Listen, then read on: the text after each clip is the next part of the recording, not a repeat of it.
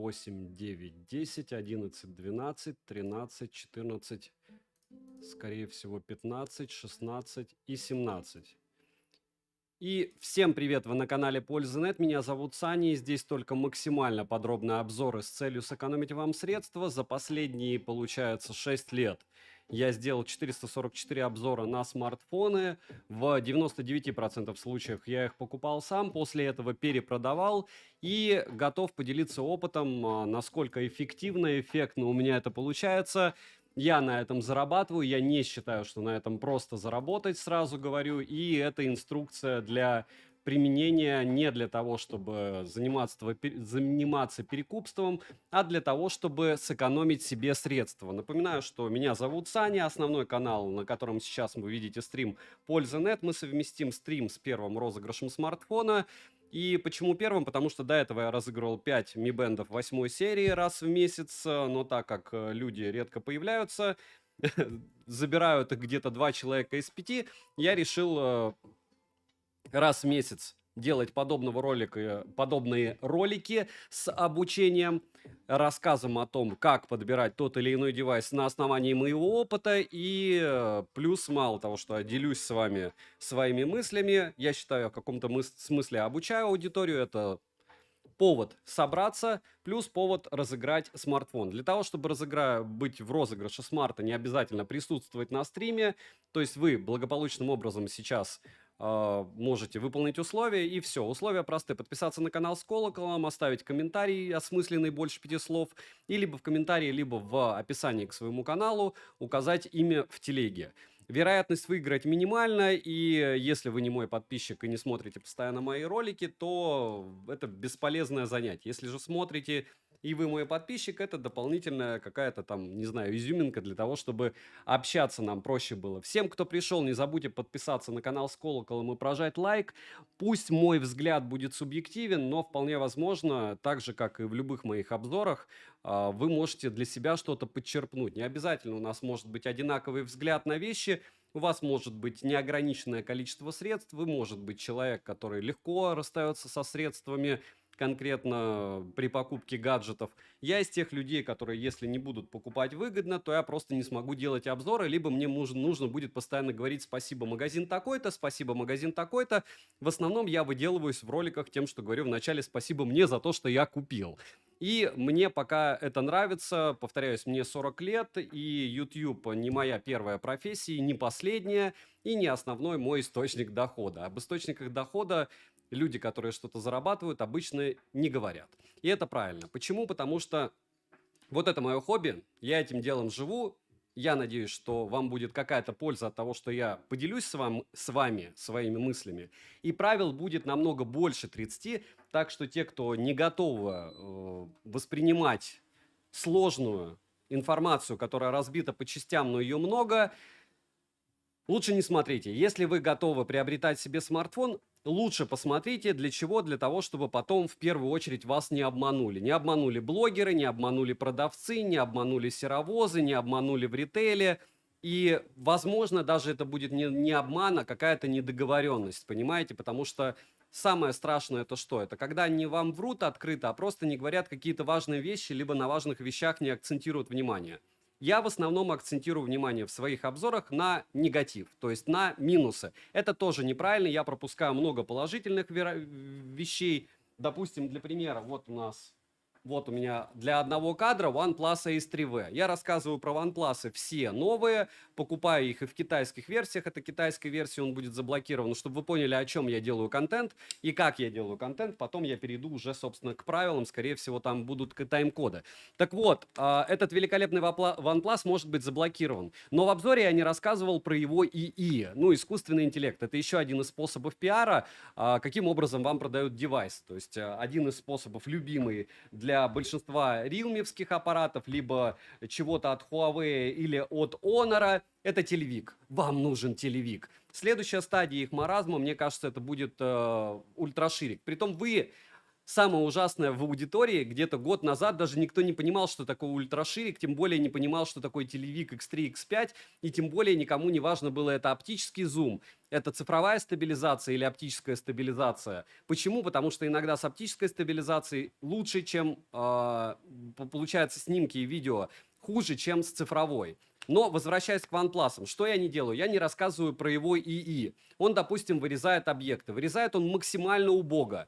Будь то у вас OnePlus 12, OnePlus 12R или любой другой суперсмартфон с а-ля ИИ, если 5 лет назад вы были довольно пьяны и недееспособны, но более-менее понимали что-то в фотошопе, вы могли вырезать в 10 раз лучше, чем в 2024 году может вырезать объекты ИИ с любого из смартфонов, что я тестировал. То есть по мне это маркетинговая обманка, которую пользуются все. И об этом я обычно не рассказываю.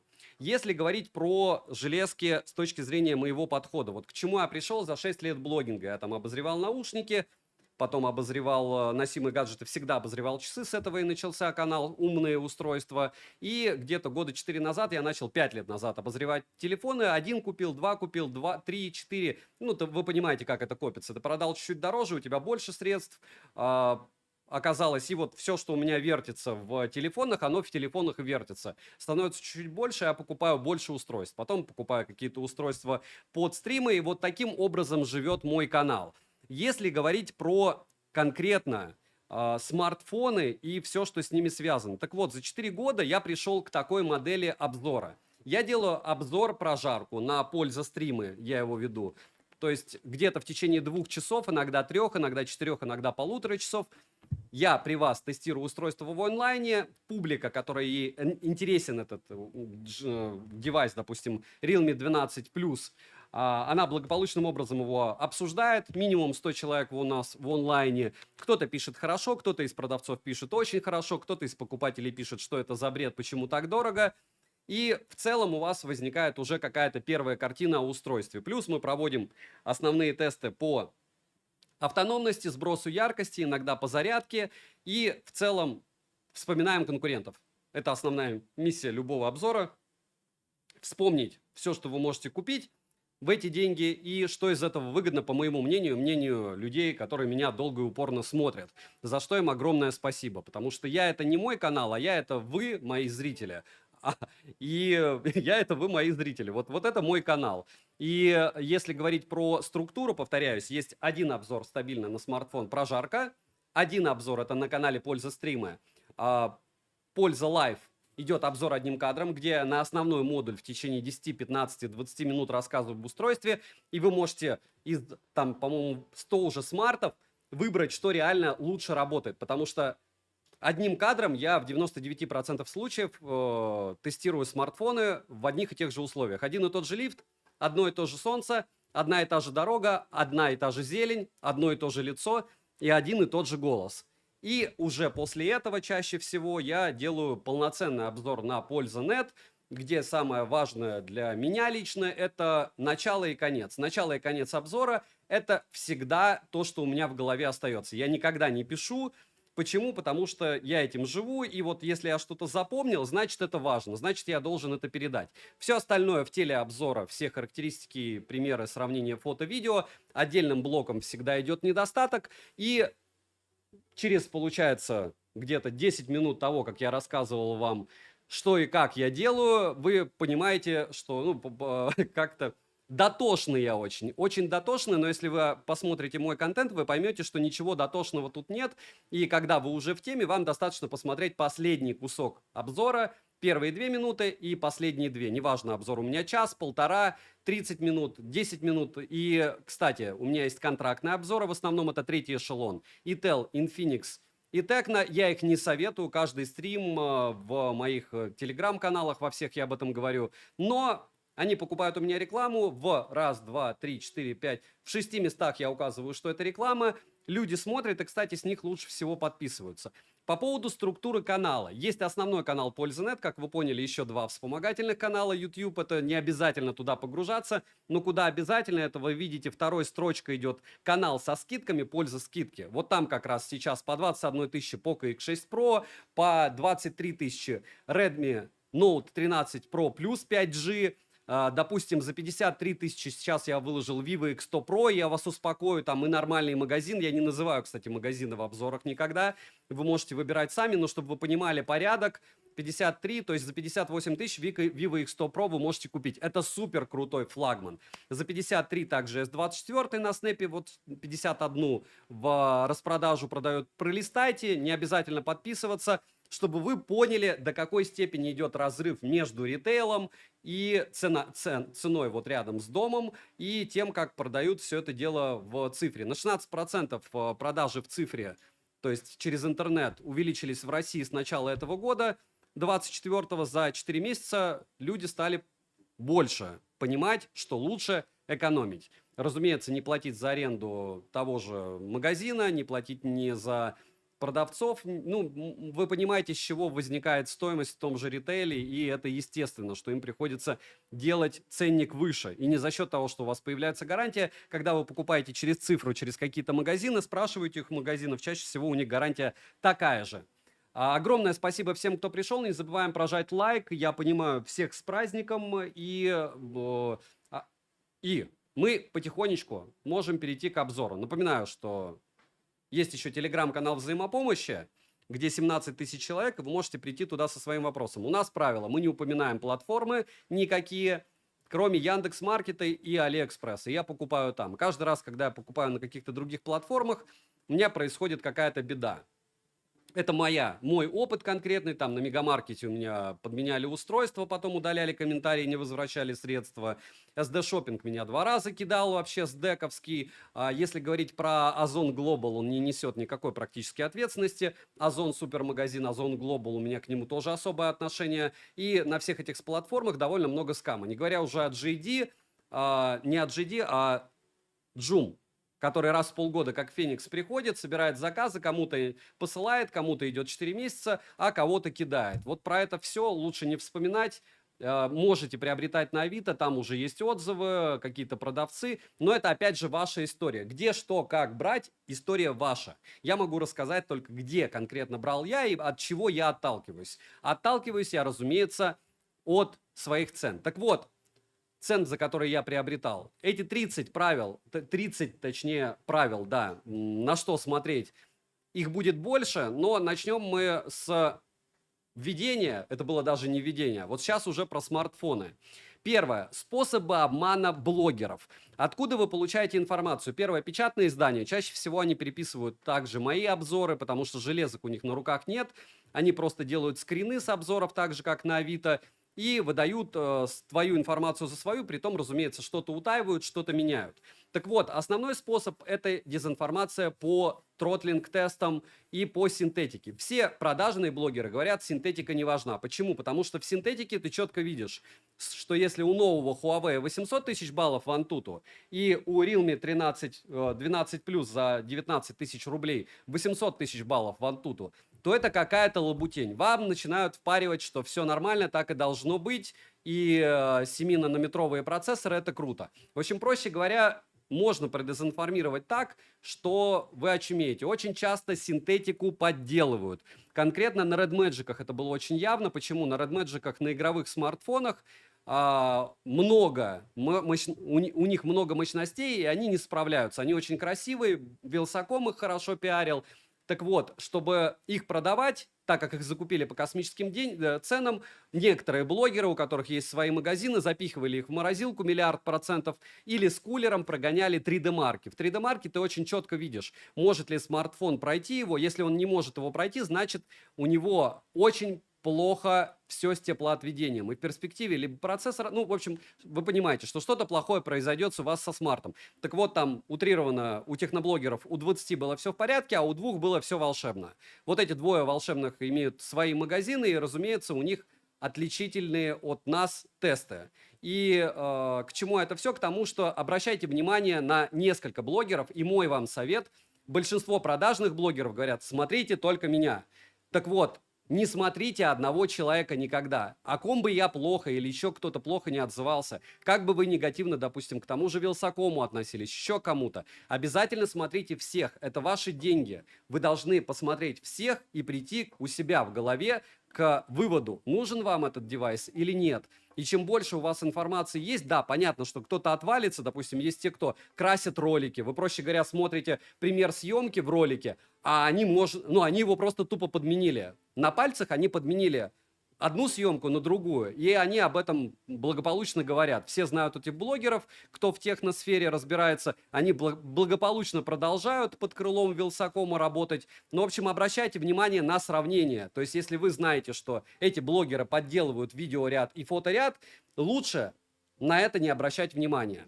Следующий момент. Скачивайте исходники. Разумеется, если вы хотите заменить 5 секунд вот эту штуку, фотоаппарат или видеокамеру какую-нибудь, это Sony FX3 с, разумеется, с переменной диафрагмой и фокусным расстоянием от 24 до 70 миллиметров GM2, ну, кто понимает, тот понимает, оптикой. Так вот, это не к тому, что «о, как круто», это к тому, что если вы собираетесь приобретать что-то, что будет аналогично фотоаппарату, купите фотоаппарат. Потому что вот я сейчас стримлю на Sony Z10 V10E. Ну, очень проще говоря, 55 тысяч рублей с фиксой, то есть фиксированный 35-миллиметровый объектив. И согласитесь, картинка вау. Так вот, такой картинки за 55, за 555, за 1 000 000 рублей вы не получите ни от одного смартфона. Соответственно, когда вы сравниваете смарты, вы сравниваете их все-таки друг с другом. Но если вам интересна мобильная фотография, обязательно у всех скачивайте исходники. Желательно, вот я делаю исходники в одних локациях. Еще много блогеров их ругают, потому что типа скучно. Я согласен, для людей, которые постоянно про техно смотрят, им скучно. Но для примера я там прокатился на Бали с S24+, это не относится к блогерству вообще. А потом благополучным образом Honor у меня пролетал в Сингапуре, был в Сингапуре, в Маниле, это Филиппины, ну, в Таиланде, в Бангкоке и еще много где, больше 1000 фотографий. Но это не делает их волшебными смартами, это просто значит, что они у меня валялись в сумке.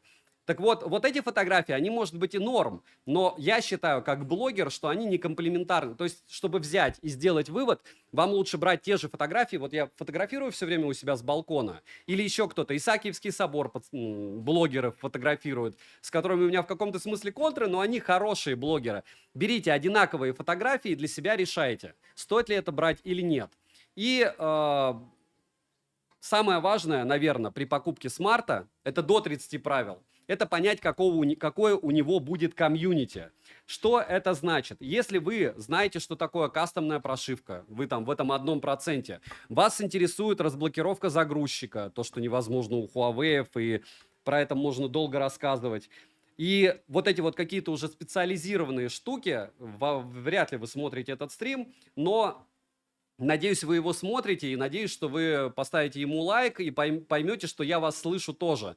Так вот, на форумах есть комьюнити, и чем больше вы видите страничек, не всегда это значит, что много проблем у железки. Это значит, что людей, вовлеченных в пользование этим а-ля компьютером, а это фактически компы. То есть ты уже можешь туда мышку подключать, можешь монитор подключать, да чего только не можешь. Так вот, вас будет много, и коллективный разум всегда лучше, чем один человек. В принципе, введение я прошел. Самое главное, обращайте внимание на ангажированность, повторяюсь, то есть есть каналы, у которых есть один большой магазин, есть каналы, у которых есть, там, не знаю, бренды и магазин. У меня прямым текстом платформы, которым я доверяю, вы можете доверять абсолютно другим. Влететь можно с чем угодно, потому что и на Почте России у меня один раз терялся смартфон за 6 лет, деньги мне вернули, но это было неприятно очень. И в целом, введение мы закончили. Ваше дело, если вы интересуетесь техникой, кого смотреть, как смотреть. Но, повторяюсь, вы выбрали железку для себя в голове, смотрите все, что этого касается. Просто все. И дальше уже делаете для себя вывод. Первое правило – это понять, на какой платформе вы готовы приобретать устройство. Смотрите, если вы собираетесь покупать в ритейле, мои обзоры абсолютно бесполезны. Я не танцую от цен в ритейле. Для меня это просто как ножом по всем местам, причинам и не только. Почему? Потому что Poco X6 Pro 21 тысяча сейчас. 21 тысяча рублей. Poco X6 Pro на Али. С быстрой доставкой. Вопрос дня. Сколько он в магазине? Он на Авито, по-моему, от 30-ки. И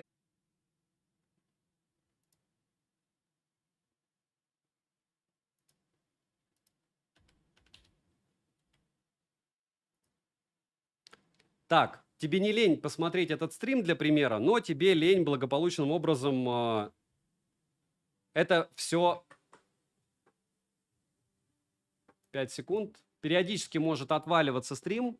У меня 2 Wi-Fi, и он не отвалится полностью. Сейчас 5 секунд. Я перепроверю, что он идет. Так вот, если вам не лень посмотреть этот стрим, работает? У меня не вижу пока, работает или нет. Пардон. Когда увижу, что работает, тогда... Все, работает вроде бы. Мне надо весь Wi-Fi отключить. Все смартфоны. Не вижу себя пока, подождите 5 секунд. Как только буду видеть себя, все равно будут тайм-коды, и те, кто интересуется, он сможет благополучно увидеть что-то. Не вижу. Пока стрим идет. Постоянный уровень громкости.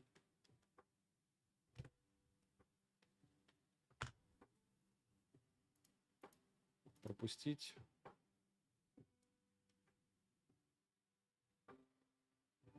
Все, есть контакт. Пардон. Так вот, у меня 2 Wi-Fi, один сейчас я отключу и подключу заново.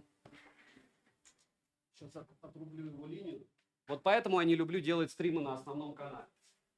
Либо винда, либо ОБС, либо реально мои 2 гигабитных интернета, которые не волшебные. Звук можно погромче, я могу просто поближе сесть и все. Так вот, где вы покупаете? Если вы покупаете в ритейле, то вариантов вообще практически нет. Вы смотрите, где у вас есть баллы, и дальше забываете про какие-то супер особенности, потому что все-таки при любом раскладе будет довольно сложно. Хмурчик, привет. Дошел до меня. Привет Израилю. Так вот, с праздником всех еще раз. Если говорить про площадки, лучше выбирать там, где дешевле, и где вы понимаете, что у вас в случае потери товара будет спокойный возврат. Но чем дешевле, тем выше риски. Как проверять магазины? Давайте все-таки остановлюсь, потому что у меня это длинный будет стрим, длинный и мучительный. Так вот, вы видите, допустим, на примере Али, продавец. Чем больше у него подписчиков и выше процент положительных отзывов, тем выше вероятность того, что вам, в принципе, пошлют товар. Но здесь есть маленькое «но». На другие площадки тоже распространяется. У него есть сроки отправки. То есть, допустим, кто-то может указать их 30 дней. Для того, чтобы приобретать смартфон на площадке и не нагреться, нужно написать продавцу, есть ли в стоке и через какое время он пошлет. Но все равно у него будет 30 дней, чтобы послать. Следующий момент. Он может даже после этого отказать вам в том, чтобы послать. Допустим, Poco X6 Pro по 19 тысяч, когда я приобрел 2 и 1 за 20 с половиной, они мне высылали их в течение, я сейчас вам скажу, в течение 3 недель. 3,5 недели мне высылали это 3 смарта, и продавец даже не отвечал. Почему? Потому что это главный поковский магазин, и дешевле по 20 штук я нигде Poco X6 Pro не куплю. Как раз Poco X6 Pro мы и будем разыгрывать. У меня 2 из них, из 3 уже пришли. Следующий момент по поводу площадок. Вы смотрите отзывы под товаром. Очень часто продавцы делают такую химию, что товар продавали на этом лоте один, а потом другой. То есть вы смотрите, отзывов много, но отзывы на наушники, а продается смартфон. Или отзывы на другую модель смартфона. Это, конечно, нехорошо, но если это миллионный какой-то продавец, то есть у него 1 миллион подписчиков, 100 тысяч подписчиков, высокий процент отправки, можете расслабиться. По поводу того, что вам не отправят, что произойдет, вам просто вернут деньги. Следующее. При получении у нас есть целая инструкция в моей личной телеге, которую вы можете найти, попросить, вам скинут. которую расписывали, что нужно делать при получении на том или ином месте выдачи, пункте выдачи товаров. Обязательно снимать на видео, обязательно писать претензии. Вариантов, когда человек сделал все правильно по инструкции и ему не вернули средства, не существует. Почему? Потому что, допустим, тот же Али и та же Яма, они работают по законам европейским. У нас они более flexible. То есть если Мегамаркету вообще все равно, с точки зрения нашего законодательства несет ответственность продавец вот именно на этой площадке, то Алиэкспресс и Яндекс.Маркет, и Озон, кстати, внутренний, не глобал, они работают, я не знаю почему, но по законам Европы. И проще говоря, вот если ты все там делаешь верно, то никаких проблем у тебя с возвратом не будет. И вероятность того, что ты влетишь, опять же, минимальна. Мы помним, что отрицательные отзывы пишет кто? Конечно же, кто получил что-то плохое. Сколько раз я писал отзывы на товары, которые я покупал за последние 3 года? 2 раза, по-моему. И не писал, а просто кликал 2 раза 5 звездочек и все. Мне просто лень. Я даже уже не подтверждаю, когда мне товар приходит. Вот. И в целом, как только вы поймете, на какой площадке вы готовы приобретать, понимайте, что всю технику вы сможете приобретать там. Потому что какая бы эта площадка ни была, там будут баллы, вы будете примерно понимать механику, скорость доставки, периоды распродаж, потому что только в распродаже, в принципе, и стоит приобретать устройство. И повторяюсь, вот этот стрим, он приурочен, в принципе, какому-то сюру, который сегодня происходит на Али в течение 5 дней. В какой-то из дней до распродажи они вообще сделали курс доллара 80 рублей за доллар. Посмотрите, какие были цены. Руа Али занимается только тем, что покупает и продает доллары, и по-любому все электронные устройства, которые продаются в России, были закуплены потом перед этим за валюту. Доллары, юани, неважно за какую валюту, но не за рубли, чтобы вы понимали. И все зависит очень сильно от курса. Так вот, на Али сейчас, повторяюсь, жирное предложение, это 19 тысяч, Realme 12 Pro, 12 Plus я бы не брал, 23 тысячи, Redmi 13 Pro Plus, 5G я бы не брал, глобалка. Poco X6 Pro, ну вот его, кстати, взял, вот это бы я брал. Poco X6 Pro за 21 100 сегодня утром был. И вчера был дешевле, 20 900. И, допустим, Poco X6 17, даже 16 600 был. В общем, проще говоря, ходовые товары реально купить дешево. Но каждый раз, когда вы покупаете во время распродаж, здесь еще такая магия. Вероятность того, что вот на этом ходовом товаре вы нагреетесь и будете ждать долго, очень высокая. Там идет уже рандом. То есть, если у них есть сток, все будет хорошо, отвечать вам никто из этих миллионов продавцов не будет, есть этот сток или нет, потому что у них дел хватает, они продают десятками тысяч. Специфические товары из разряда часов, браслетов, наушников, планшетов, колонок – это не популярные товары, особенно не популярны планшеты, их редко покупают, ноутбуки. Там продавцы отвечают на 100%. Если говорить про какие-то специфичные вещи из разряда «вам пришел не тот товар», и подобное, мне приходил иногда лучший товар, кстати. Вот это я не рассматривал, когда вместо 13Т мне пришел 13Т Pro. Но я писал продавцу, он даже не ответил мне ничего. То есть это их нагревалово, но это не будем. То есть первое, вы определяетесь площадку. Если вы определились покупать в ритейле, вы мониторите скидки в ритейлах, в каких ритейлах есть скидки. Вот смотрите, я ругаю Huawei, я считаю их дном. Я не потому, что бренд отличный 3 года назад, он заморозился 3 года назад, и плохо у них не то, какой они бренд, у них лучшие наушники, лучшие часы, не на 100%, но во всяком случае это прям вот топ. И я их поставлю на один уровень со всеми другими топами, с Самсунгами, Яблоками. Но у них недобросовестная реклама. То есть у Huawei очень недобросовестная реклама. У Huawei и у Honor. Это мой взгляд, и я с ними контачил. И, возможно, у меня, кстати, повторяюсь, будет реклама Honor, потому что они мне не написали, Хмурчик, надеюсь, тебе тоже написали с нескольких уже платформ. Я не знаю, как они чем слушают, но они, скорее всего, наши каналы не смотрят. Ну и хорошо. Вот. И в целом вот мы закрыли вопрос площадок. Второе – это бюджет и срок эксплуатации. Смотрите, по поводу бюджета. Как только вы понимаете, что у вас зарплата 100 тысяч рублей, вот как я всю жизнь делал, а я повернутый на технике, больше своей зарплаты я потратить никогда не мог. Что это значит? Ты покупаешь за всю зарплату, для примера, сейчас я вам покажу, 13 Pro Max, 13 Pro Max, 62% продаж на Авито – это яблоки. И через год ты продаешь его либо в те же деньги, либо на процентов 15 ниже. Я не беру старта продаж когда ты покупаешь его по оверпрайсу за 500 000 в первый день, а вот когда все устаканилось, по каким-нибудь скидкам также ты купил там через месяц, и вот где-то через год ты потеряешь процентов 10-15, ну предел 20 от стоимости. И фактически тебе надо будет потом докидывать чуть-чуть, если это касается флагманов. С среднебюджетом очень подлая вещь. Ты очумеешь его продавать, не факт, что ты его продашь, и вполне возможно, ты потеряешь больше, чем купив флагман, либо высокий средний бюджет, или субфлагман. Это сюр, но те, кто разбирается, у кого была мат-статистика и математика, я думаю, вы прекрасно понимаете. Павел, ну, я могу им скинуть твой контакт. Там реально несколько типов, и притом во все двери стучались и через всех. Следующее, я поотвечаю на ваши вопросы чуть-чуть позже, друзья. Огромное спасибо, что пришли.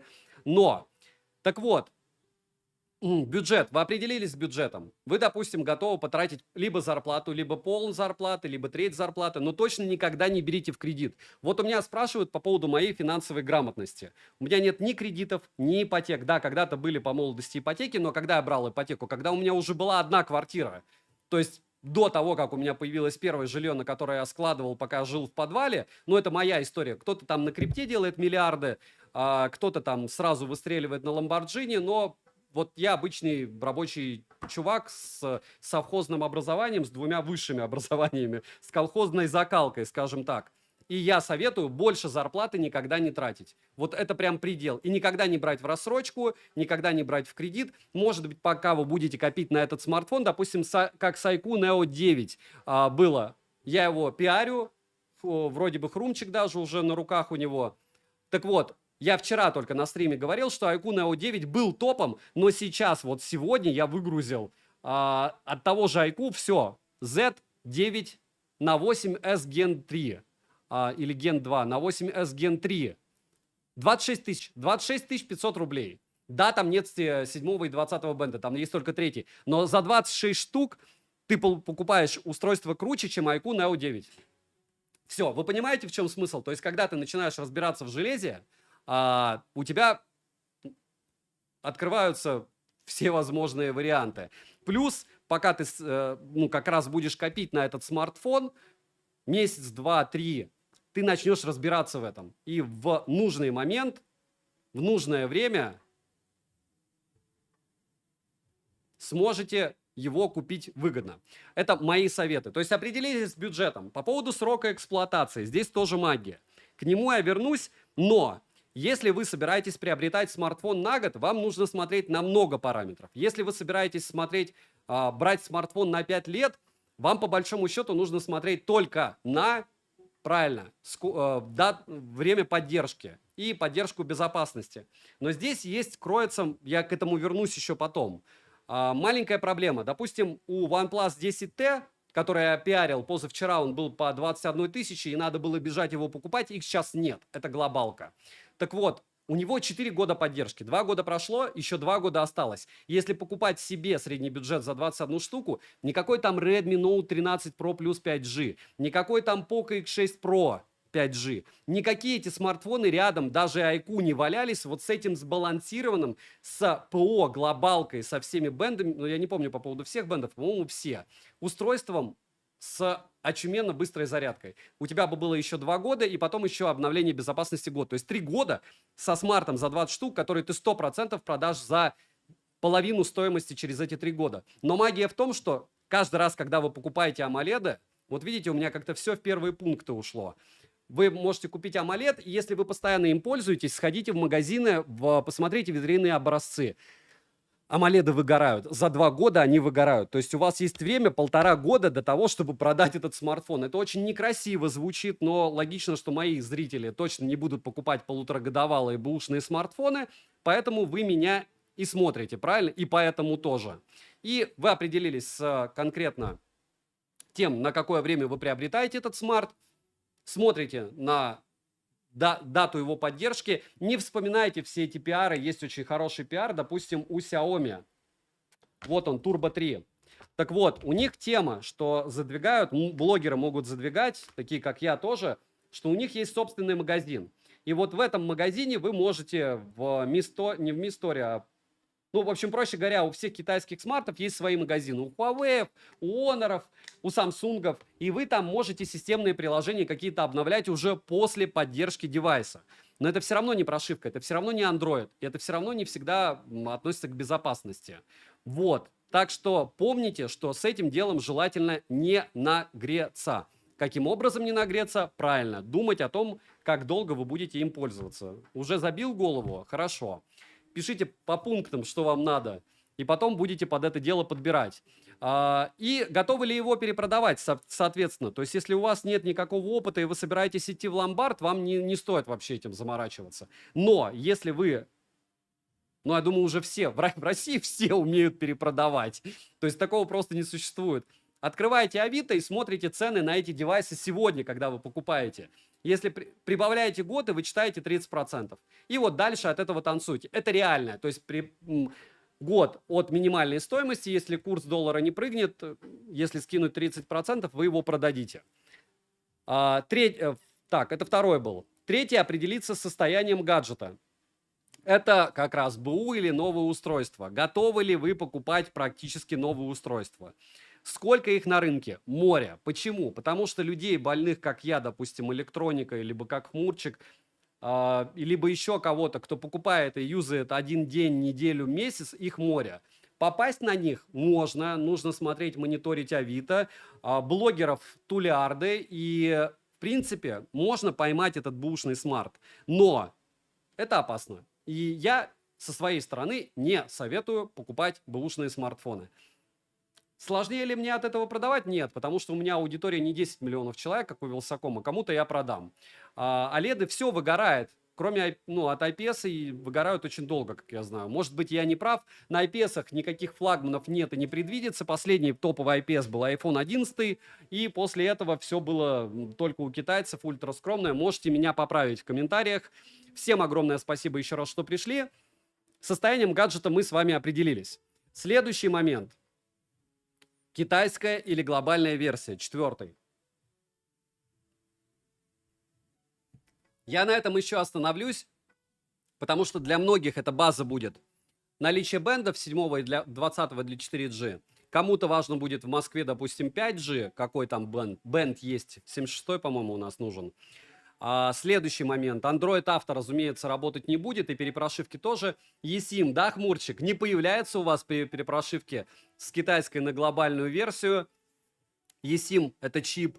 И еще очень много моментов вот по поводу китайских версий, так что если вы собираетесь брать китайца, это уже для людей на опыте. И это не всегда актуально. Почему? Потому что если вы берете средний бюджет, берем, допустим, тот же Redmi Note 13 Pro Plus 5G, который по 23 штуки продается в глобалке, так в китайской версии он даже дороже продавался. Да, если мы возьмем Realme 12 Pro Plus, который продавался китаец по 24 тысячи, а сейчас он продается по 27, и тогда, когда он стоил 24, я постил в канале скидок эти 24 штуки, был смысл его приобретать, поиграться вот с этим телевиком. Во всех остальных историях и во всех остальных случаях я советую, если вы не разбираетесь, разумеется, покупать только глобалки. 90 Гц вы не найдете уже ни у чего, Black. Я к тому, что у всего уже 90 Гц.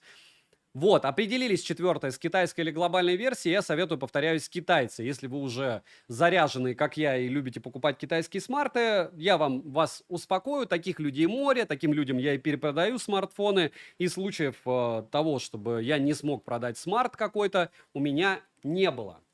Следующий момент. 5. Тип смартфона. Это звучит больше как стёб, но это факт. Что значит тип? Вот смотрите, вот это смартфон про оболочку, это OnePlus, про использование комфортное и все остальное. Вот это смартфон ближе к камерафонам, это Honor 100 Pro. Вот этот смартфон ближе к игровым смартам, но у него нет триггеров, это Turbo 3.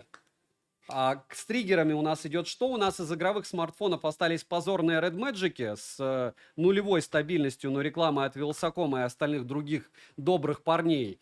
И второй вариант, из игровых у нас остался Black Shark, отпали только Asus. То есть у нас Red Magic и Asus.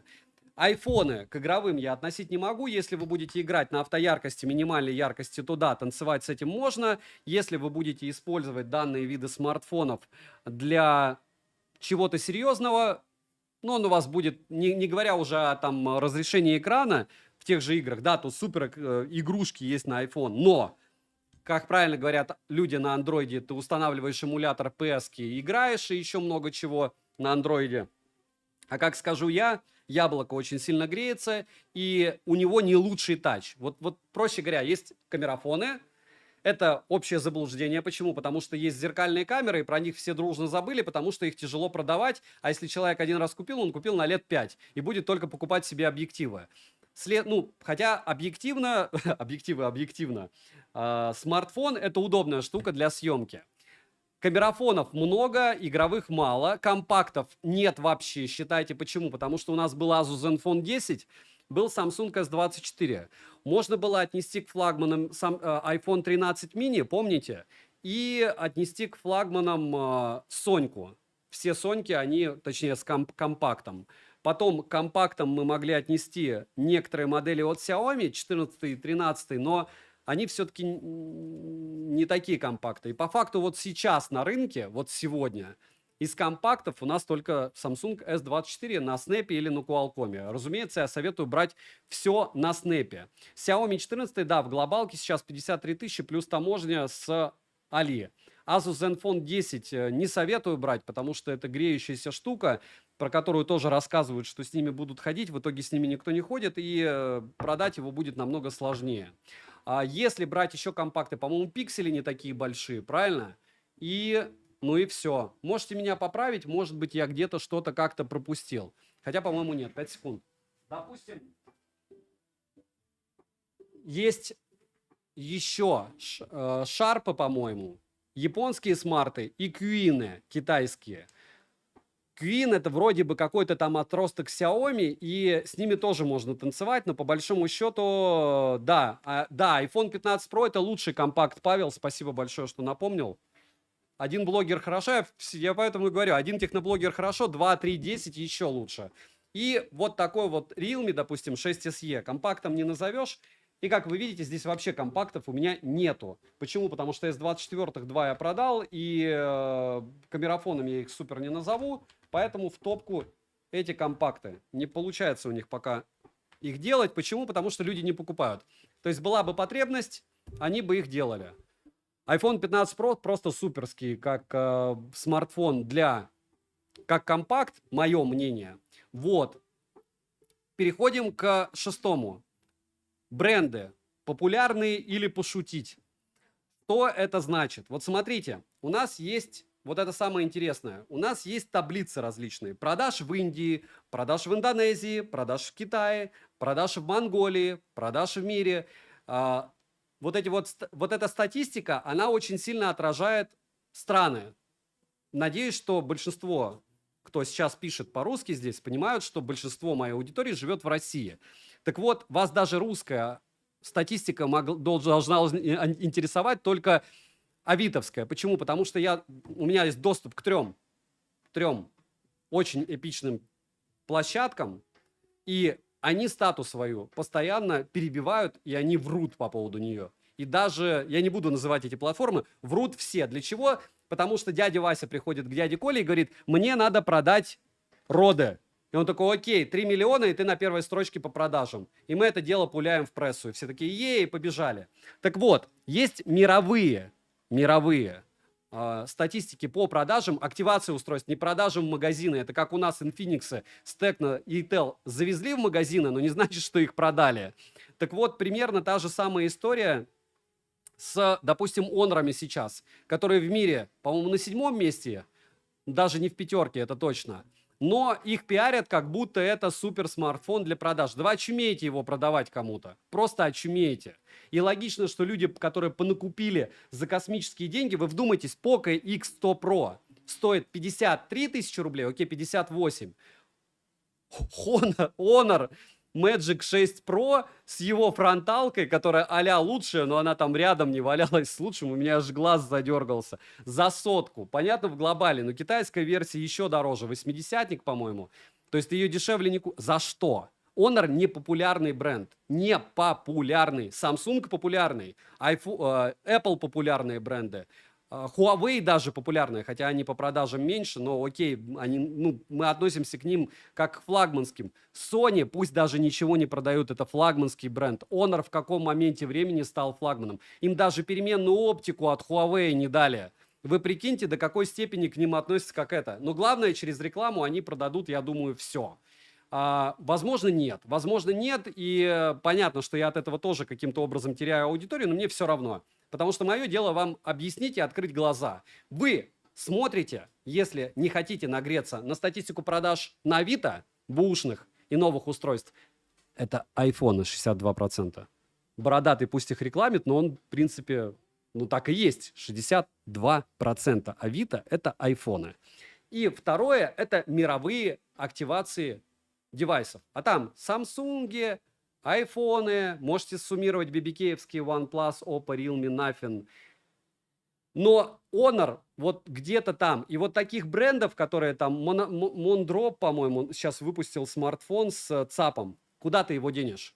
Или Nothing 2, который, окей, относится к BBK, но за 26 штук, когда 23 тысячи Realme Note 13 Pro Plus 5G, который снимает в 10 раз лучше. Единственное, чего у нее нет диодиков, или Poco X6 Pro. И вот ты смотришь на этот сюр и думаешь, ну, людей реально, вот, кристаллы Сваровски, окей, красота. Но это как с этим устройством, я вчера рассказывал на стриме. Это Realme 12 Plus. Мы вчера его жарили на стриме. Стоит он сейчас 19 600 рублей на Али. В чем его суперсила? Я специально делаю паузу. В том, что когда я вчера был на Элиас, и вот там были девушки, я играл в настольную игру там в течение часа. Такая вот у меня нагрузка, разгрузка. Они все, вау, что это за смартфон, можно потрогать, какой классный. Я говорю, Realme, что купите? Они, ты больной, у нас iPhone 15 Pro. Я говорю, а если бы нет? Есть же iPhone 13. Я говорю, а этот стоит там $200. Ну, копи. То есть никто не допускает мысли, девушкам он внешне очень нравится. Круто. Но это единственная его суперсила, что он просто, ну, у тебя спросит и попросит потрогать. Realme хороший бренд. В каком-то смысле, в моем понимании, они скатились после вот этих всех версий. Помните, Q5, Q3, когда ты супер дешево мог покупать супер девайсы за копейки по железу. GT2, когда то же самое они скидывали GT2 Pro. GT-шки первые, то есть флеш. Neo Flash сейчас это как бы 6SE. Вы увидите сравнение с Honor 100 Plus по камере, и я не совсем понимаю, вот в чем его суперсила. Может быть, для кого-то это будет интересно, но в целом есть популярные бренды, которые вы видите у себя вокруг в метро, на работе, еще где-то, а есть бренды... Сейчас поменяю аккумулятор. Есть бренды, которые никто не знает и никогда не узнает рядом у вас домом. Так вот, когда вы смотрите, кстати, на эту статистику мировую по продаже Honor, вы должны в голове держать, что этот Honor, почему на 7-м месте, почему он так высоко поднялся. Потому что он на 1-м месте до 6000, ну, то есть не во флагманах, не в Honor 6, Magic 6 Pro, почему они не в Китае пытаются его как-то продать. Потому что в Китае его не продать. То есть он не на первых местах Honor по флагманам. Соответственно, они пытаются его продать где? В России. Почему? Потому что здесь проще всего зайти через рекламу. Она дешевле всего. Ну, так как у нас нет толком рекламы там тех же Samsung, еще чего-то, здесь минимальная конкуренция. С кем они конкурируют? С Intel, Infinix и Техно. Все. Кто еще сейчас официально закупает рекламу? Никто. Вот. И к чему это все? К тому, что когда вы видите стату по Honor на 7-м месте, вы думаете, ну, 7-е же норм или 6-е. Вы имеете в виду, что это за счет Китая, их там все-таки 1,5 миллиарда. А если откинуть Китай в европейском сообществе, либо получается, где-нибудь не в Европе даже, а в Средней Азии, он будет где-то далеко, очень далеко, и, соответственно, вам будет что? Тяжелее им пользоваться, сложнее продавать, но вы будете чувствовать свою причастность к перепродавцам, которые купили его за копейки, так как в Китае он мало кому нужен. Я повторяюсь, флагманы оноровские у них особо не покупают. Но в России его нормально можно запиарить. Зато можно сделать хорошее комьюнити, стать фанатом Honor и все, потому что блогеров, которые останутся на этой теме после того, как кончатся рекламные деньги, останется мало. Опять же, это мое субъективное мнение. Не забываем прожать лайк, или такие вещи рассказывать не буду. Буду только вам выгружать вот эти ежедневные ролики мои на YouTube и все. Следующее. На все отвечу постепенно. Закончу стрим по темам. Разыграем и буду отвечать. Про бренд 6 место мы поговорили. 7. Что вы хотите от смартфона? Наличие аксессуаров, экосистема. Объясняю. Миллионы людей, которые смотрят мои ролики. От них остаются десятки и сотни, которые мне после этих роликов пишут магические вопросы из разряда «Я купил какой-нибудь iQOO, а какие мне часы купить теперь?» А я не знаю. То есть, когда ты покупаешь Samsung, у них есть топовые часы, наушники, флагманы. Когда ты Huawei P60 Pro, который по 50-60 тысяч. Кстати, у меня некоторые подписчики за 47 его на Авито покупали. Новый, к слову, продается. У них есть топовые наушники, умные часы. У Яблок есть. У iQOO нет. Про планшеты есть у них планшеты, но они не глобальные. И каждый раз, когда ты приобретаешь устройство, ты должен понимать. 5 секунд. Именно для этого я купил MacBook на M1 Pro, потому что в России его не купить, честно. Чтобы показать сейчас в этот момент. Все эти ноутбуки, планшеты, телефоны, они дублируются. То есть, когда ты что-то теряешь или для сброса быстрого файлов, и это удобно. А аксессуары, это в 1000 раз удобнее.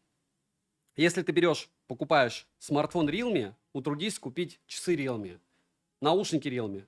Но возникает вопрос, вот смотрите, у меня смарт Realme, все круто, вау, вот отлично, но я сэкономил, купил его дешевым, относительно, 19 тысяч это недорого. Напоминаю, что бакс просто сейчас 94 рубля за доллар. Если мы вспомним 2021 год, май, и был 53 рубля за доллар, эта штука стоила 10 тысяч рублей.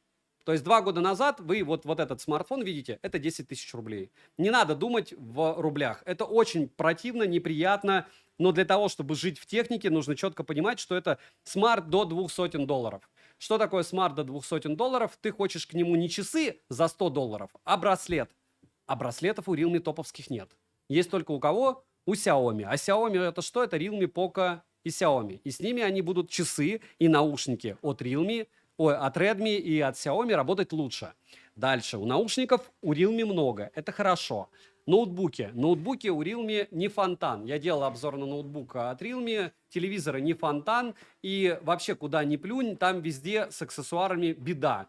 Почему? Потому что у них нет супер флагманов. Все их флагманы Realme очень люблю, особенно китайские, потому что глобальные, заевшиеся с космическим ценником, очумевшие, просто беспредельные люди, которые не объясняют, куда копать бренду, а бренду надо копать, чтобы создавать приятные, классные, крутые аксессуары, которые могут соперничать с Mi Band'ами от Xiaomi и бендами от Huawei. Вот эти два эпичных клана. И еще Honor'овские тоже очень неплохие, потому что Huawei с ними делится. Так вот, к чему это все? К тому, что каждый раз, когда ты приобретаешь смарт, помни об экосистеме и помни об аксессуарах. Если ты не будешь помнить об аксессуарах, то грош тебе цена. И в целом нужно всегда понимать, что смарт не идет один. Особенно смарты за, окей, $200, да, но когда ты покупаешь за 300 баксов смарт уже, за 400, за 500, флагманы, это начинается проблема. Очень большая проблема была у кого? Вы покупаете топовый Vivo. С чем вы остаетесь? Где вы купите вивовские глобальные часы крутые? Или наушники есть, а часы? iQOO, классный бренд, iQOO 12, топовый девайс, 12 Pro, топовый. Что ты будешь делать с аксессуарами? Ты выложил 70, 50, 60 кусков, у тебя есть 10 штук, 20 тысяч на часы, у тебя есть iQOO часы? Нет. И это плохо. Вот. То есть это вы тоже должны понимать, когда вы платите за те же Samsung, вы платите за экосистему и возможность покупать. Когда вы платите за те же Redmi, Xiaomi или Poco, вы платите за экосистему и возможность покупать их девайсы. У них очень неплохие ноутбуки, кстати, за адекватные деньги. Когда вы покупаете даже OnePlus, у них уже 2 очень приличных часов. Довольно неплохой планшет. Да, у них пока нет ноутбуков, но у них суперские наушники и всегда за адекватный ценник. То есть OnePlus Buds 3 стоит 5100. 5100. Это просто бомба, а не наушники. Huawei FreeBuds 5i, которые, понятно, ему уже 1,5 там, или 2 года, стоят тоже 5000 рублей, но они бомба с лдаком. И каждый раз, когда ты приобретаешь смартфон, думай об аксессуарах, об экосистеме и о том, что ты будешь покупать потом. Если ты собираешься с ним, вот мы возвращаемся к пункту номер 1 со сроком эксплуатации. Собираешься его не продавать через год, а ходить с ним, для кайфушки тебе захочется еще эти штуки. Переходим к следующему. Комплект поставки, 8. Здесь матрица вообще лютая. Смотрите, если вы по каким-то неясным мне причинам решите купить OnePlus без зарядника, вы такие: о, я купил его по дикой скидке, 60 тысяч рублей. 3000 вынь да положь еще зарядник. Беспроводная зарядка у меня тоже там лежит, где-то валяется. Еще 3000 рублей, 5. Вот эту штуку захочешь, кулер, еще 10. И у тебя накидывается, ладно, там кулер тебе никто в комплекте не даст. Кроме, кстати, игровые смартфоны иногда продаются с кулером. Но если брать благополучным образом и пытаться приобрести себе смарт без того же зарядника, без чехла, без... вот самое, кстати, облом, это не чехлы и зарядники, а знаете что? Это когда ты приобретаешь... Все, отлично, у меня еще один аккумулятор, если что, с запасом, потому что тот я потерял. И когда ты приобретаешь смартфон, и он у тебя сразу царапается, это касается самсунгов. Они идут без чехла, без защитной пленки и без зарядника. Ладно, зарядник, они все равно очень долго заряжаются, это убожество просто по зарядке. Но чехол и защитная пленка – это база. А ты очень часто про нее забываешь. В смартфонах, которые быстро заряжаются, такие как OnePlus, Realme, еще что-то, потом искать оригинальный кабель, оригинальную зарядку, если идти бежать в ритейл, покупать, выходит это в большую копейку. И все эти штучки из разряда купи, допустим, Xiaomi 14 Ultra, когда я покупал сразу с фотокитом, зарядкой на 120 Вт и всем остальным, кажется, ха-ха-ха, мелочь какая. А ты потом докупи это за 25 тысяч, и тебе уже смеяться не захочется. Или, допустим, Huawei, который я ни в коем случае не советую покупать, потому что это бред. Но вот сейчас они продаются, их, по-моему, с часами продают. Вот 4. Тоже копейка, притом приличная. Но у кого-то, по-моему, из ангажированных они идут с подарком, с наушниками, еще какой-то лабутенью. Вот лучше часы. К чему это все? К тому, что смотрите обязательно на комплект и сразу прикидывайте туда, приплюсовывайте. 1000 за чехол, 500 за пленочку, 3000 за зарядочку. У вас уже плюс, допустим, 4500 к тому же Samsung S24, а вивовский смарт еще идет сразу с нормальным чехлом, нормальной защитной пленкой, нормальным зарядником и кабелем. Вот. Хотя с самсунгами кабельное хозяйство идет в комплекте. Переходим к цветам и материалам. Это немаловажная штука. Почему? Потому что сегодня ты думаешь, я куплю себе розовый, красный, оранжевый, зеленый, потому что это дешево. А завтра ты попытаешься это продать. И когда ты попытаешься это продать, это будет очень неприятное для тебя открытие, что розовый или фиолетовый цвет, он не так легко продается. И не просто так в ритейле была скидка на него. И каждый раз, когда ты приобретаешь себе устройство, помни, что ты с ним будешь контактировать каждый день. Это ты с людьми столько не контактируешь чаще всего, сколько с электронными устройствами в этой жизни. Поэтому, когда ты приобретаешь что-то, смотри на цвет тоже. Не на только там рамка металлическая, пластиковая, мы к этому перейдем. И на материалы. Если ты думаешь, что вот это кожзам, ты будешь с ним ходить, да, месяца 2. Потом он придет в какую-нибудь, потом ты 2 раза не помоешь руки, он у тебя упадет, и это будет мракобесие. Но, вот смотрите, барабанная дробь. Я закидываю этот великолепный Realme в чехол, и это убожество. Но это убожество. Если ты купишь еще и чехол непрозрачный, то это будет просто штуковина однородная с круглой блямбой. И вот эта вот вся магия, когда девочки будут спрашивать у тебя с iPhone 15 Pro, а что это за цвет, кто это сделал, и ты будешь рассказывать, что это дизайнер Rolex, они будут говорить, ну молодец, а где твой нормальный смартфон? Ну, в общем, вы поняли идею. То есть обязательно не болтим, не забываем, извините за мой французский, о том, что лучше выбрать себе что-то приличное, чем потом благополучно страдать. Дальше переходим. Влагозащита, 10. Сегодня вам может быть абсолютно наплевать на влагозащиту, но когда завтра у вас он упадет в стакан какой-нибудь, не дай бог в ванну, не знаю, попадете под дождь, выроните в раковину, вы будете просто очень сильно расстроены, если вы приобретете смартфон без влагозащиты. У меня тонул Samsung Z Flip 5, он тонул, я его, получается, не реанимировал, реанимировал и вернул с него, получается, только 15 тысяч. Если бы я не был дурачком, я бы отнес в официальный ремонт, что и сделал потом, но уже после вскрытия. Они мне сказали: друг, надо было приходить до вскрытия. И все. И поэтому мне бесплатно не поменяли ничего. iPhone 14 Pro, но там понадобилось просто снять крышку, а вообще меня просто развели на деньги, там надо было кнопочки понажимать, потом мне брат рассказал. И все. Внутри не было никакой влаги. И третий эшелон Nubia Z60 Ultra, которая набрала воды, наверное, варвар не на стриме. Вот. И вот после того, как она благополучным образом набрала воды, это отличная трубка, ей пришел конец, потому что у Z60 Ultra есть IP68, но он только на выпуск воды. То есть туда вода попала, и уходить оттуда, сказала: нет, друг, мы уходить никуда, ни зачем не будем. Так что влагозащита — это важно. Следующее. Разъем для наушников. Вы, может быть, и не аудиофил, но если у вас где-то валяются проводные уши, чем они хороши? Какие бы у вас не были суперские беспроводные наушники, они будут по микрофонам хуже, чем вот эта вот ваша капелька от яблока или еще чего-то. Но яблоко через Lightning, либо у вас Type-C-шник уже, либо мини-джек. И рано или поздно вы, может, придете к тому, что просто будете втыкать наушники через мини-джек и благополучно разговаривать по микрофону. Да, по идее, я бы должен был вам сейчас рассказывать, что вы можете быть аудиофил и будете собираться слушать через ЦАП встроенный флаковские файлы, но серьезно, есть внешние усилители даковские для наушников, вы подключаете его через Type-C-шник, есть в конце концов плееры. То есть лучше купить плеер, чем вот это вот мучиться. Но мини-джек – это вещь. И если у вас часто было в жизни, что вам нужны проводные уши, беспроводные разрядились, еще что-то, то это хорошая тема. Притом бывает такое, что есть и плюс нулевая задержка. То есть если вы любите игры, меньшей задержки не будет нигде. Дальше, 12.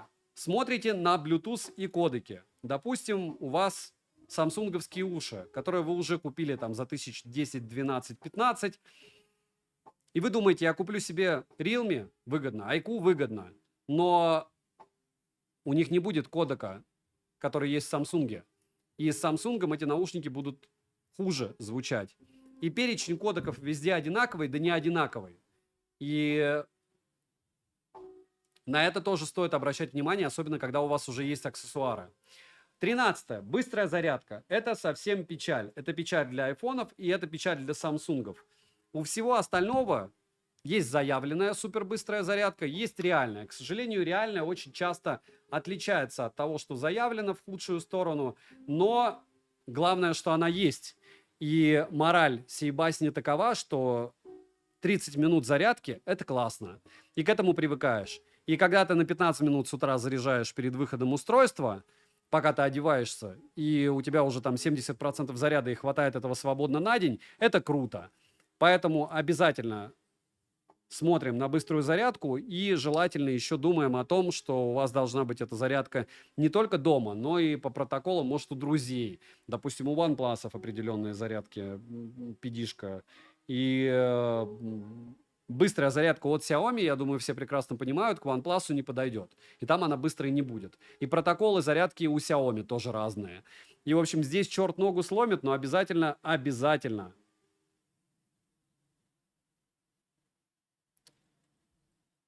обращать на это внимание.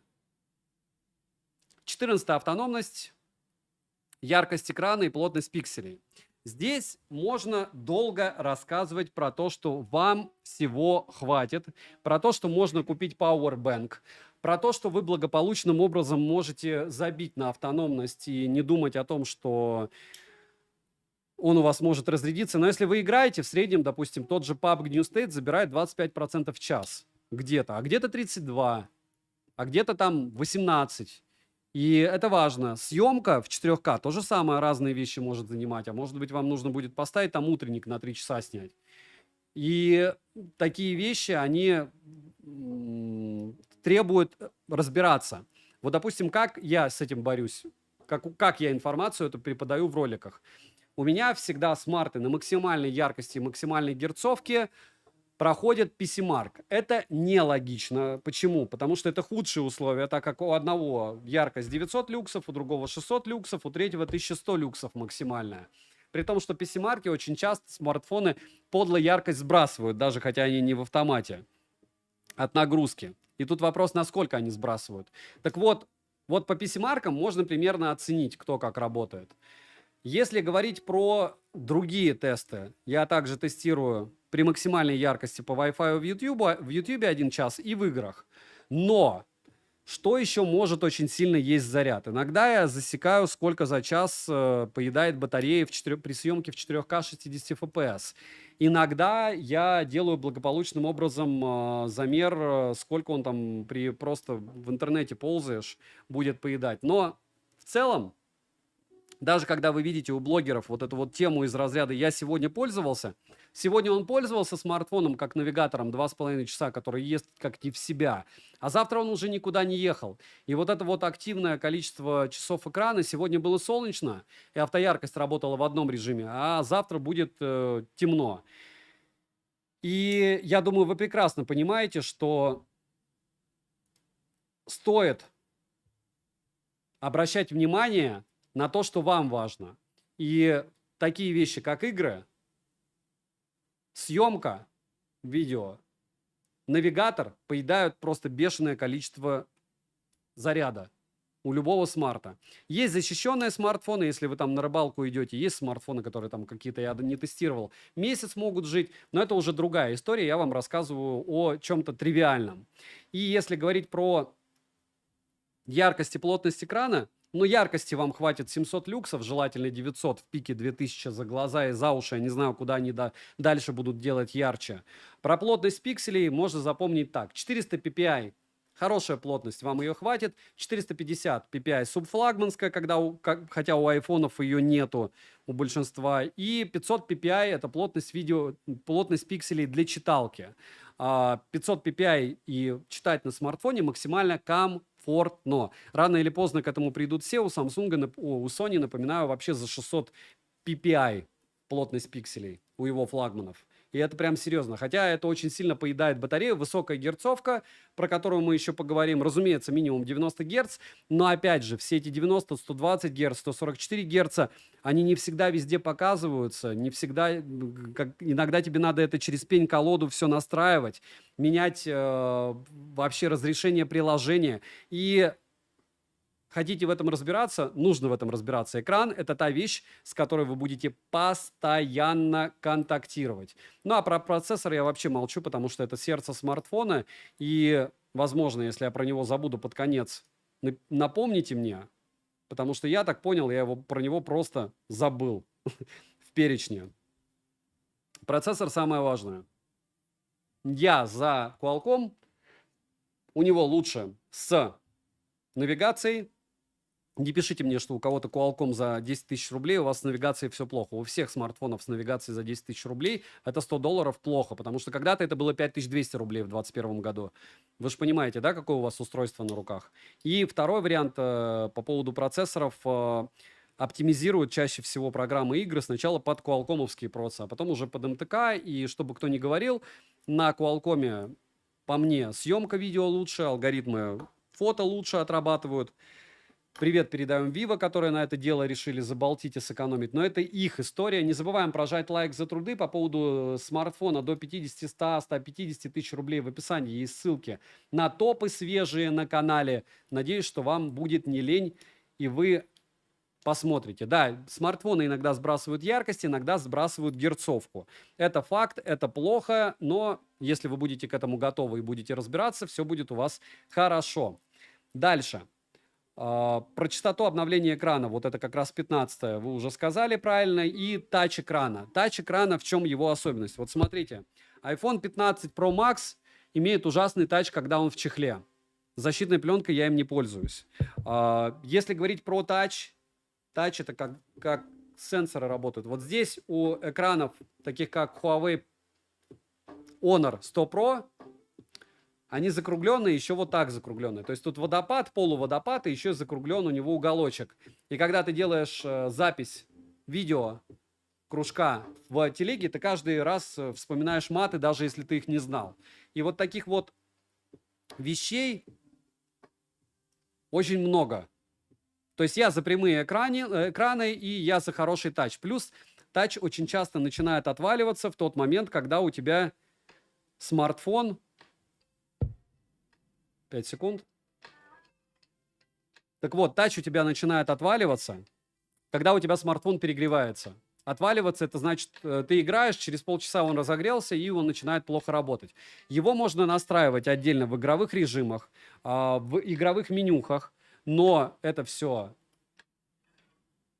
не в кайф. То есть хочется, чтобы ты благополучным образом взял железку и ей пользовался, правильно? Следующее.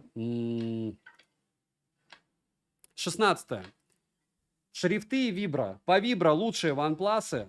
По шрифтам, почему я написал? Это особенность китайских смартфонов. Очень часто ты можешь нагреться с тем, что ты покупаешь какой-то смарт, думаешь, вау, я сейчас под себя шрифт выберу, чтобы было комфортно. А это китайский смарт, и это проблема на него его завести. Сейчас этих проблем меньше, но они присутствуют. И так как они присутствуют, радости у тебя, соответственно, от этого будет 0. Это абсолютно разумно, но это нужно иметь в голове, что, возможно, у тебя будет со шрифтом беда. Плюс, если у вас будет китайская версия смарта, даже вот, допустим, у меня китайский OnePlus Ace 3V, который Nord 4 будет, там все по-русски, но часть меню все равно на английском. И все. То есть вроде бы можно сказать, что в многих китайских смартфонах русский язык полностью есть, Google сервисы есть, но что-то где-то вылетает. И настройка вибро для примера, у Honor никакая, и вибро убогая за его деньги. У OnePlus топ цвет, блеск, красота, плюс настройка перекоса звука. Что это значит? Между верхним и нижним динамиком вот это вот стерео. И ощущается постоянно как полуторка. Так вот, в некоторых моделях, некоторых брендов, допустим, в OnePlus, для примера, потому что у меня на него будет обзор, я сразу спойлерну, что те, кто не разбирается, ни в коем случае его не покупайте. У них есть возможность менять силу вибро у OnePlus, плюс настраивать громкость нижнего верхнего динамика, и это безумно, бесконечно удобно. Плюс классная вибро, ты к нему привыкаешь. Очень тяжело с паласов на чего-то там переходить.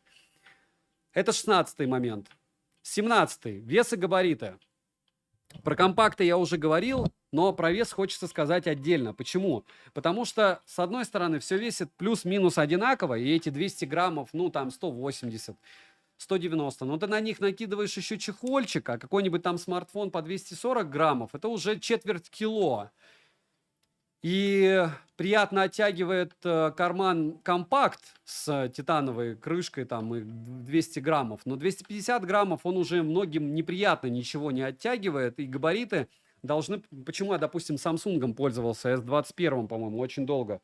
Он у меня в кармашек помещался удобно. То есть из-за габаритов. Но опять же, это был второй мой смартфон, а не первый. Основной смартфон у меня был на тот момент Huawei P40 Pro.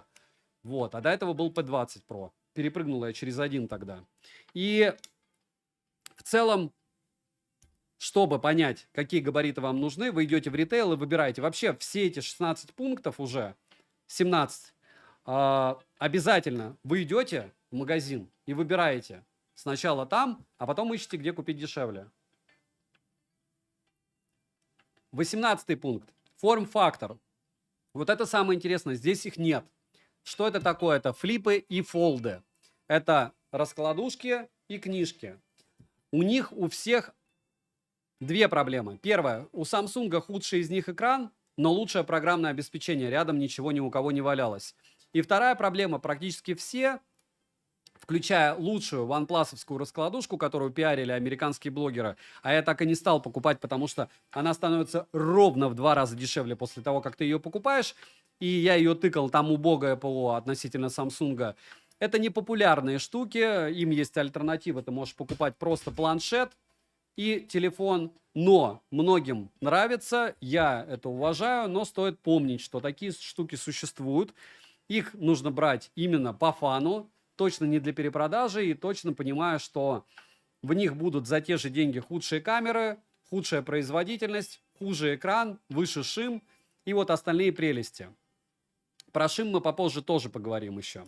Не забываем прожать лайк. Всем огромное спасибо, что пришли. Напоминаю, что второй ссылкой идет польза скидки, телеграм-канал со скидками. Сейчас Poco X6 Pro стоит 21 тысячу, 5G на Алихе. Redmi Note 13 Pro Plus 5G стоит 23 тысячи. И вот там еще много можно танцевать. По 53 тысячи продают Vivo X100 Pro. Никому там не надо никакие спасибо супер писать. И айкушки интересные Z9 Turbo вышел без 7 и 20 бенда, но по 26 тысяч на 8S Gen 3. А вообще там очень много всего веселого. Розыгрыш будет в конце, Яси, не обязательно присутствовать. Я напишу победителю в телегу, так же, как делал в прошлый раз с Poco M6 Pro. Вот. 19. Аксессуары. У меня был до этого пул, когда я рассказывал про бренд. И я повторюсь, что чем вам больше необходимость ходить с какими-то топовыми часами, тем ниже у вас варианты выбора. Так же, как наушники. Это либо Huawei, либо Samsung. Можно купить, конечно же, MSFit-овские часы под что угодно, но это будет другой экспириенс. И какому-нибудь айку ты наушники, к сожалению, суперски не подберешь. Вот. И, разумеется, повторяю, что наушники от Samsung лучше будут звучать с Samsung беспроводные. Наушники от OnePlus будут с Palace. И все это логично. Производители по поводу этого побеспокоились. Тем более стабильность работы будет лучше. И даже микрофоны. 20. Это 5G бенды, 4G бенды и агрегация частот. Если вы находитесь в Москве или Петербурге и живете в центре, вам помимо 4G, вот этих 7 и 20 бенда, важно, чтобы ваш оператор поддерживал, точнее, ваш смартфон поддерживал частоты 5G того смартфона, который вы купите. И в глобалке, может быть, этого 5G не быть для вас. То есть, допустим, есть смартфоны, у которых даже в глобалке 20 бенда нет. И агрегация частот, это вы, допустим, все бенды знаете, что есть, но агрегация частот у вас другая. И поэтому смарт может хуже ловить. Чаще всего это происходит, проблема с смартфонами до $200. Это темный лес, то есть без того, чтобы сидеть в форумах по поводу конкретной модели и конкретного региона, ничего ты не узнаешь. И там, кто первый паровозиком пойдет, тот и будет молодец, потому что тот проверит. Но об этом стоит помнить. 21 момент – это GPS. GPS у Qualcomm точность 3 метра, у МТК чаще всего 1 метр. Не буду брать тензоры всякие и все остальное. Ну, вот эти два основных процессора. И GPS у Qualcomm 3-метровый с точностью в 3 метра работает лучше и быстрее, чем GPS у МТК-шных процессоров. При смартфонах за одну стоимость.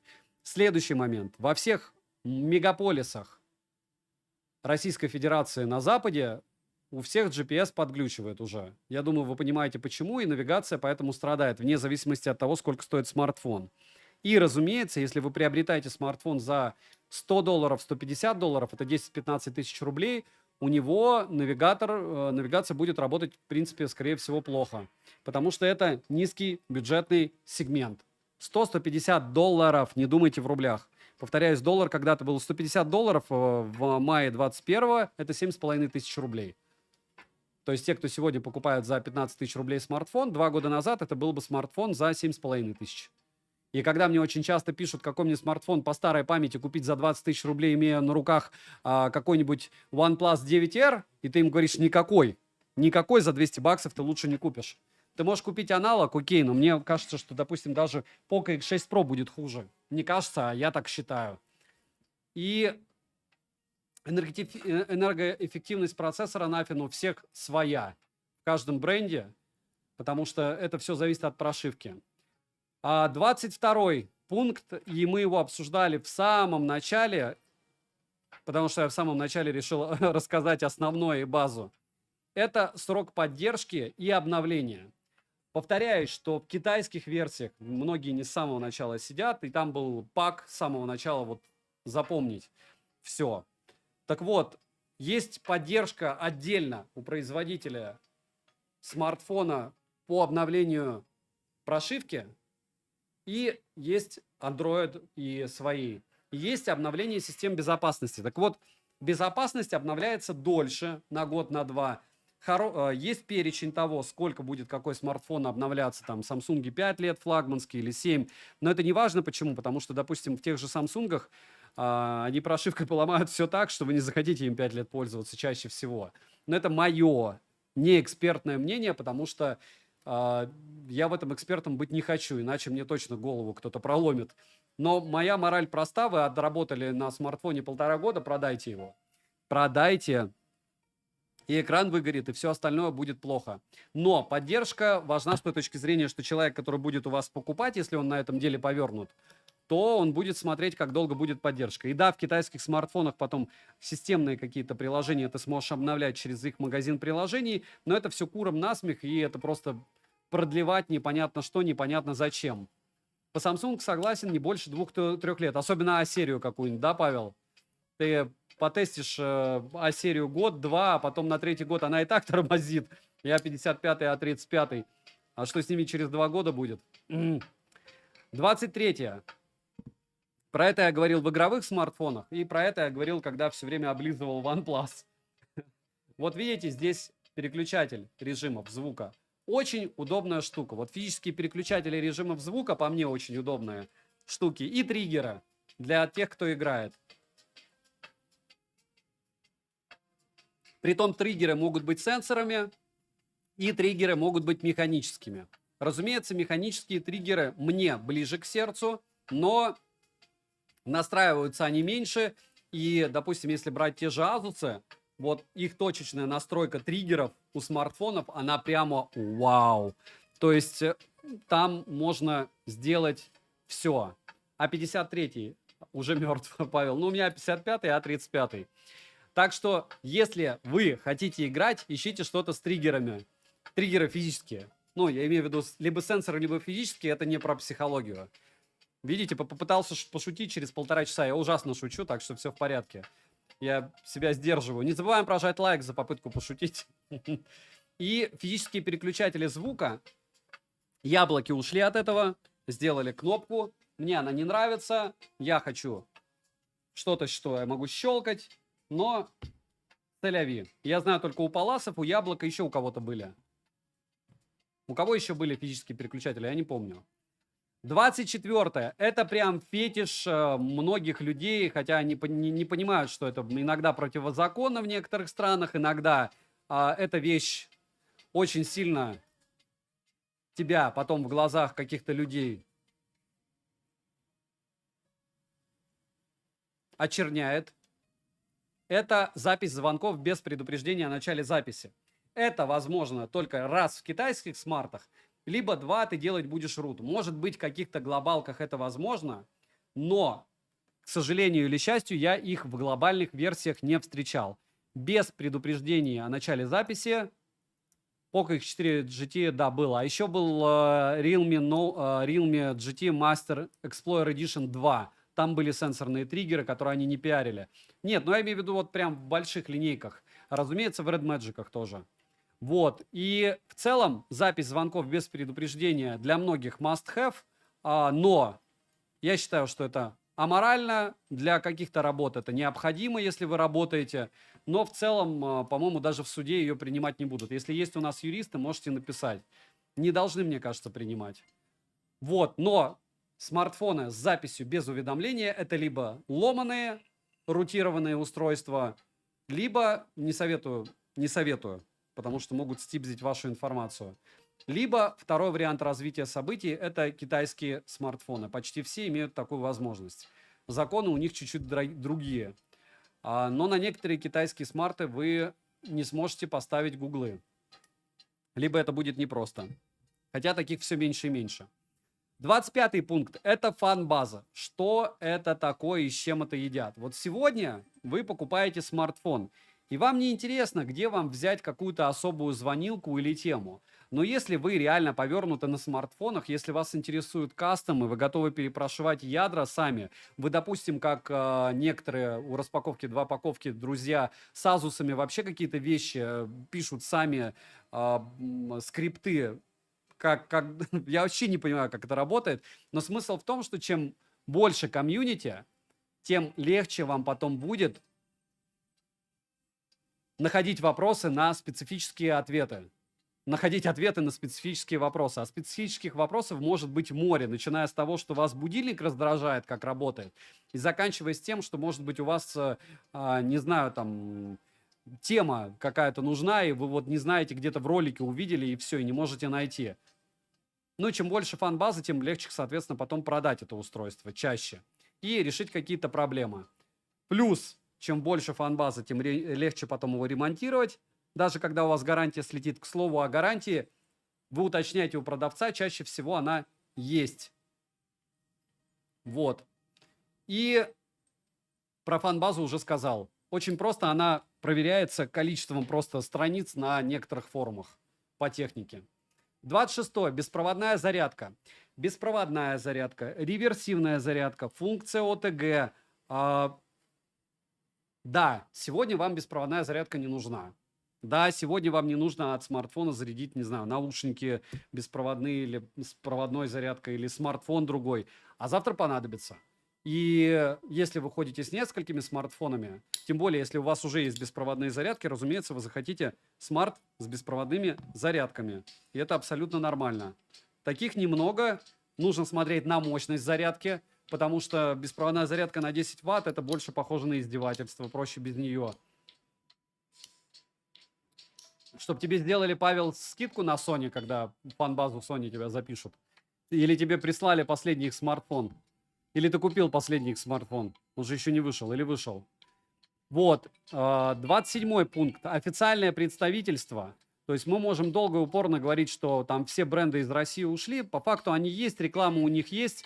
И если есть официалы, есть официальные ремонтные мастерские с оригинальными запчастями, гарантийные ваши проблемы. Я не говорю о том, что вы сами будете их ремонтировать, эти смарты.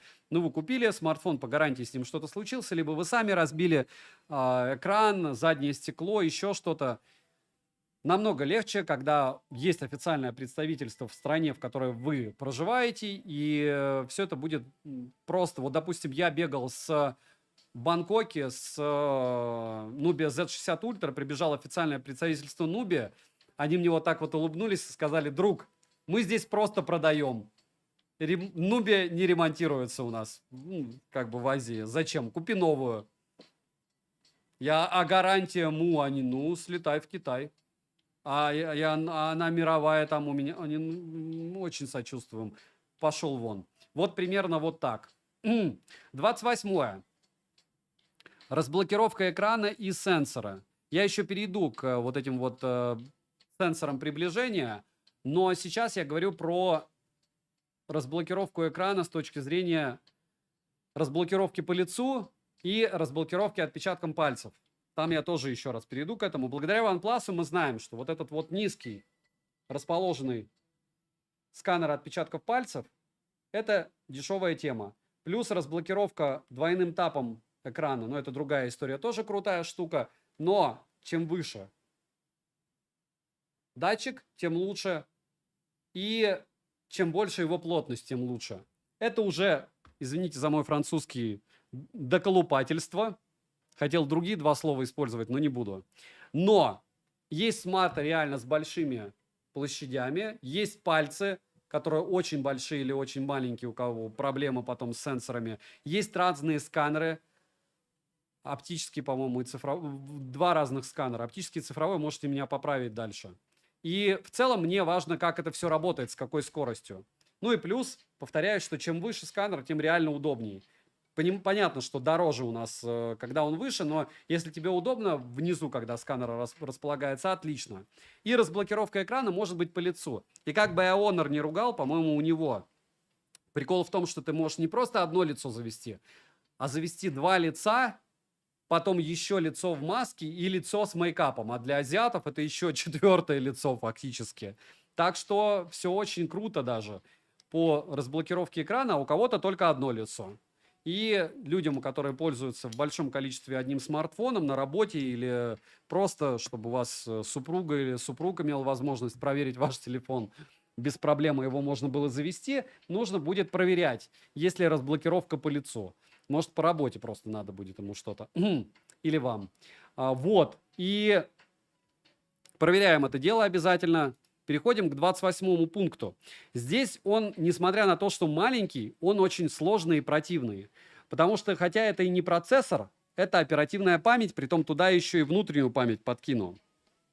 И магия здесь не в том, что я скажу вам, смотрите обязательно на антутовские тесты, и если вы покупаете флагман, вы там видеть должны минимум 170 тысяч баллов, и это скорость работы вашей системы, потому что это внутренняя память чаще всего.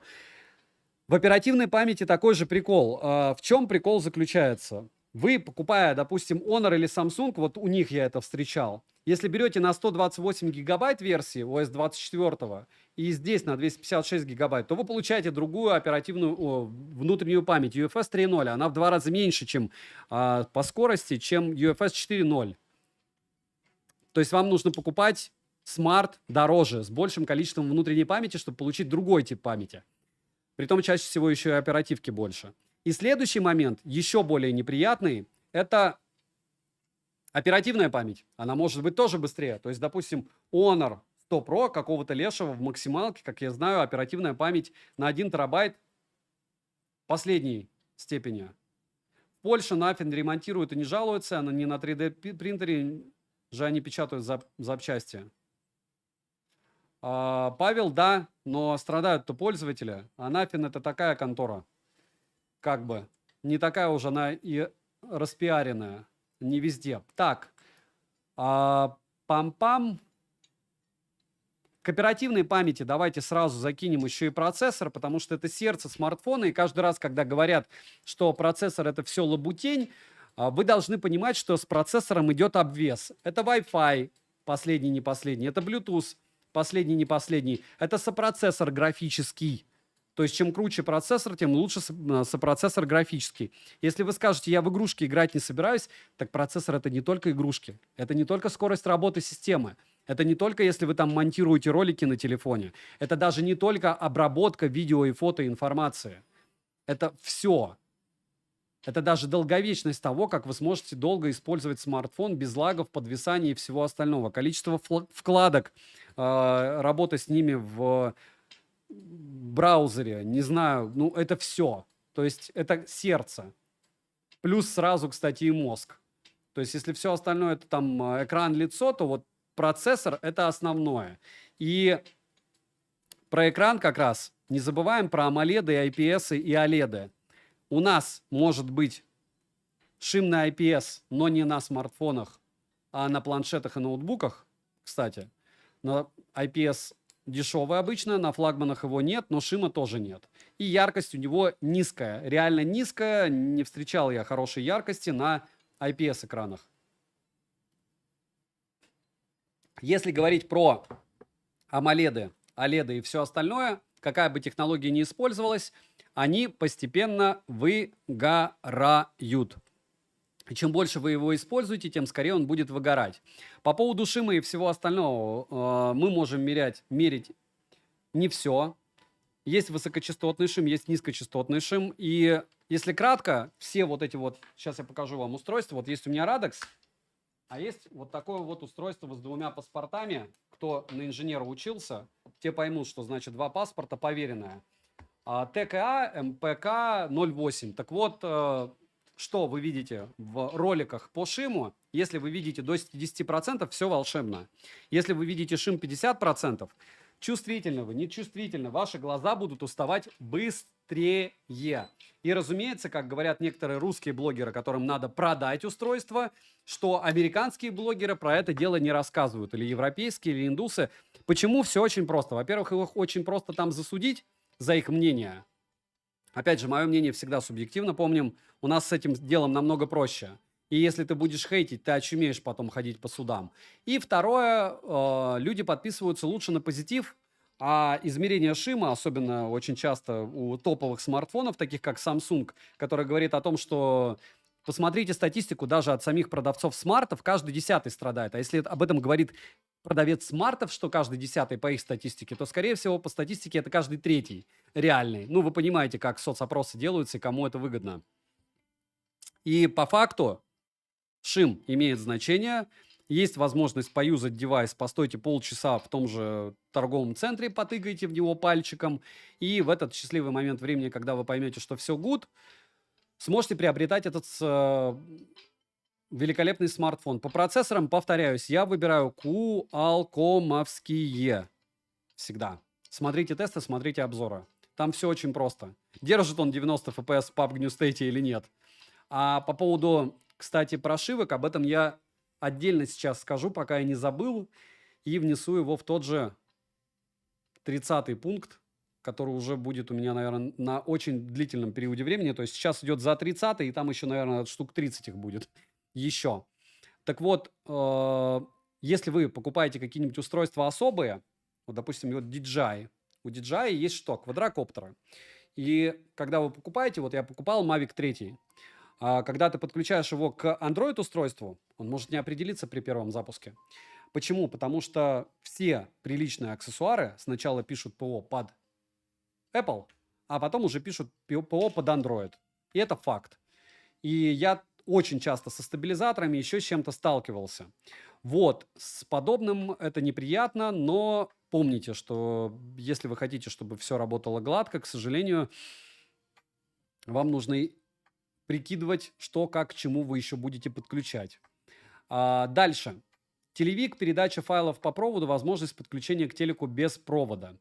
Телевик – это маркетинг, но многим маркетинг этот долго и упорно втирали, и им он очень сильно нравится. Телевики, вот как здесь X5, я считаю абсолютно бесполезной темой. Ну, во всяком случае, для меня. И как портретные тоже. Телевик X3, как в iPhone 15 Pro или остальных, допустим, у тех же Realme 12 Pro Plus, еще много у кого, у Honor. Это интересная тема. Можно играться. Я считаю, что это все иезуитство, и основного модуля хватает. Но вот людям лень сделать шаг, сделать два. Кому-то хочется кого-то из-под тишка сфотографировать с качеством получше. Это их право. Я не поддерживаю подобную позицию. Но наличие телевика – это хорошо. Повторяюсь, что по моим перископный, неперископный, там выдвижной, с переменной диафрагмой, физической, с фокусным расстоянием переменным, там, как у Huawei. Это все купите фотоаппарат себе. Не ведитесь на маркетинг. Но даже если вы ведетесь, обращайте, да, внимание на телевик, на то, в каком разрешении он может снимать, на его автофокус. Вот, допустим, у Honor очень не любят, у Honor 6, Magic 6 Pro вспоминать телевики, потому что они дно у них. Но стараются продавать их шикарно, что у них стаб все хорошее, все хорошо. Посмотрите мой обзор на китайский смарт, ничего там не поменялось. А к чему это все? К тому, что это уже штуки, за которые вы платите много, но многим они интересны. Особо важно, повторяюсь, это наличие стабилизации и не на бумаге, а вы смотрите обзоры у всех блогеров. Второй момент – это качество, рисует он или нет, и на каком иксе он переключается. То есть очень часто телевик, который X3, переключается физически, а фактически там на 2.6 или на 2.8. По поводу подключения к телеку без провода, то же самое, Chromecast не всегда все работает. Про это читать лучше заранее. И все. Датчик приближения. Это краеугольный камень для, допустим, Poco. То есть, когда ты вот так разговариваешь, Poco X6 у меня нормально работал, Poco X6 Pro глючил, у других наоборот. И если он не физический датчик приближения, а цифровой, даже на 360 градусов он может глючить. С чем это сопряжено? Это сопряжено с тем, что вы постоянно будете хотеть это устройство разбить. Он калибруется, это сложно, это можно. С прошивкой это может слететь с новым обновлением, это головняк. Но если вы не обращаете на это внимания и первый раз от меня слышите об этом деле, то рисовый суп, весь донат я прочитаю, когда я закончу свой диалог, и даже без донатов я все вам отвечу. Огромное спасибо. Основной донат для вас, это для тех, кто смотрит записи. Напишите: Саня, продолжай, я таких инструкций сделаю еще много. Но, опять же, раз в месяц можно делать инструкцию как раз с розыгрышем смартфонов. Подпишитесь на ТГ скидок, делитесь с людьми нормальными ценами, чтобы хотя бы на них ориентироваться. То есть, когда человек пойдет покупать за 30 штук Poco X6 Pro в ритейл, он будет помнить, что он видел его за 20 800 на Али, но решил, что он самый умный. И решил подарить 9 тысяч дяде Васе. Притом он при любом раскладе там, из этих 21 тысячи, там, 1005 дарит этим китайцам. Но не факт. Очень много устройств, которые в Китае стоят дороже. Я повторяю, что мне иногда их покупают и привозят прямо там, с Китая. Они выходят дороже, чем у нас на площадках. Почему? Потому что в эти площадки в России вливают деньги, Россия растет по потреблению, и у кого есть big data и возможность проверять это все, они знают, что у нас плюс 16% с начала года по продаже электроники в России не растет, только Питер и Москва, регионы растут. В чем причина, я говорить об этом не буду. У нас канал без политики и без религии. Так, и то Дири, и Аноним, на все отвечу, потерпите. Сейчас я закончу свой монолог. Следующий момент. Фронталки. Фронтальные камеры. Это уже все в 30-м пункте. Их там будет очень много. Фронталки приличные. У Яблока и у Самсунга. Все. Остальное, смотрите сравнение. Их миллиард. Кто бы что ни говорил, разрешение у фронталки должно быть минимум 4К. Кто бы что ни говорил, без сравнения, без того, чтобы увидеть, что вот эта фронталка, как я в каждом ролике делаю, я специально подбираю устройство, которое размажет то устройство, которое я тестирую. Желательно в те же деньги. И проще всего это, кстати, делать очень подло. Я купил А55 и А35. Они, кроме камер, во всем боль. Ну и кроме материалов, окей, они не царапаются у меня по какой-то причине, там не бьются. Довольно прилично стоит, но А55 на Алишке, кстати, стоил 27. И вот очень хорошо за то, что он предлагает. И вот по сравнению с этими смартфонами чаще всего я показываю фронталки. И чаще всего Samsung прям конкретным образом размазывают по полной программе эти великолепные устройства. Не забывайте прожать лайк. Огромное спасибо всем, кто пришел. Давайте 1000 лайков хотя бы наберем, и тогда начнем розыгрыш. Но я еще не закончил, кстати, свой монолог. Почему? Потому что надеюсь, что кто-то потом сделает за меня эти великолепные тайм-коды. Кто-то поможет. Может, нет. Может, я сам сделаю. Дальше, по фронталке запомнили, да, что существуют фронталки, на которые, кстати, дозавозят. Допустим, на Oppo 4К у них были 1080p, по-моему, Oppo Find X6 Pro. Но это специфическая тема. Фронталка вещь очень нужная. И барабанная дробь, сейчас я закрываю уши все, у кого есть андроиды, прилично для запрещенных социальных сетей снимает только кто? Яблоко. Яблоко. И чуть-чуть Самс. У всех остальных алгоритмы обрабатывают фото и видео так, что когда ты выгружаешь в запрещенные сети, если ты выгружаешь, я не выгружаю и не советую им пользоваться. Иван, все увидел, потом отвечу. Я еще раз повторяюсь, сначала я закончу, потом отвечу на все донаты. Так вот, только у них приятные фотки. Поэтому смотрите примеры фотографий, смотрите, как их потом выгружают. И да, у вас альтернатив очень-очень мало. Если вам нужен, допустим, Face ID для разблокировки банковских приложений, об этом я чуть позже скажу. И не у всех, допустим, на китайских смартфонах у меня не заводятся они на Honor. Я так и не понял, там их пиарят тоже, что они заводятся. Но у кого заводятся, как, я сколько не пытался, не получилось. На пикселе и фронталках хейт при выгрузке в запрещенной сети хуже. Я понимаю, что, может, вы его продаете, либо вы его купили. У меня есть администратор, который его купил. И у всех может быть 1000 мнений. Я не пиарю какой-то смартфон, какой-то бренд. Я говорю свое наблюдение. И в этом я разбираюсь. Вот в этом. Вот. У пикселей неплохо, но они не дотягивают до яблока и Samsung однозначно, по моему субъективному мнению. Дальше. Ограничения по съемке. Очень часто для тех, кому нужен 8К, либо 4К 60 FPS, они сталкиваются с ограничением по съемке. И здесь я сюда сразу закину 4К 120 FPS.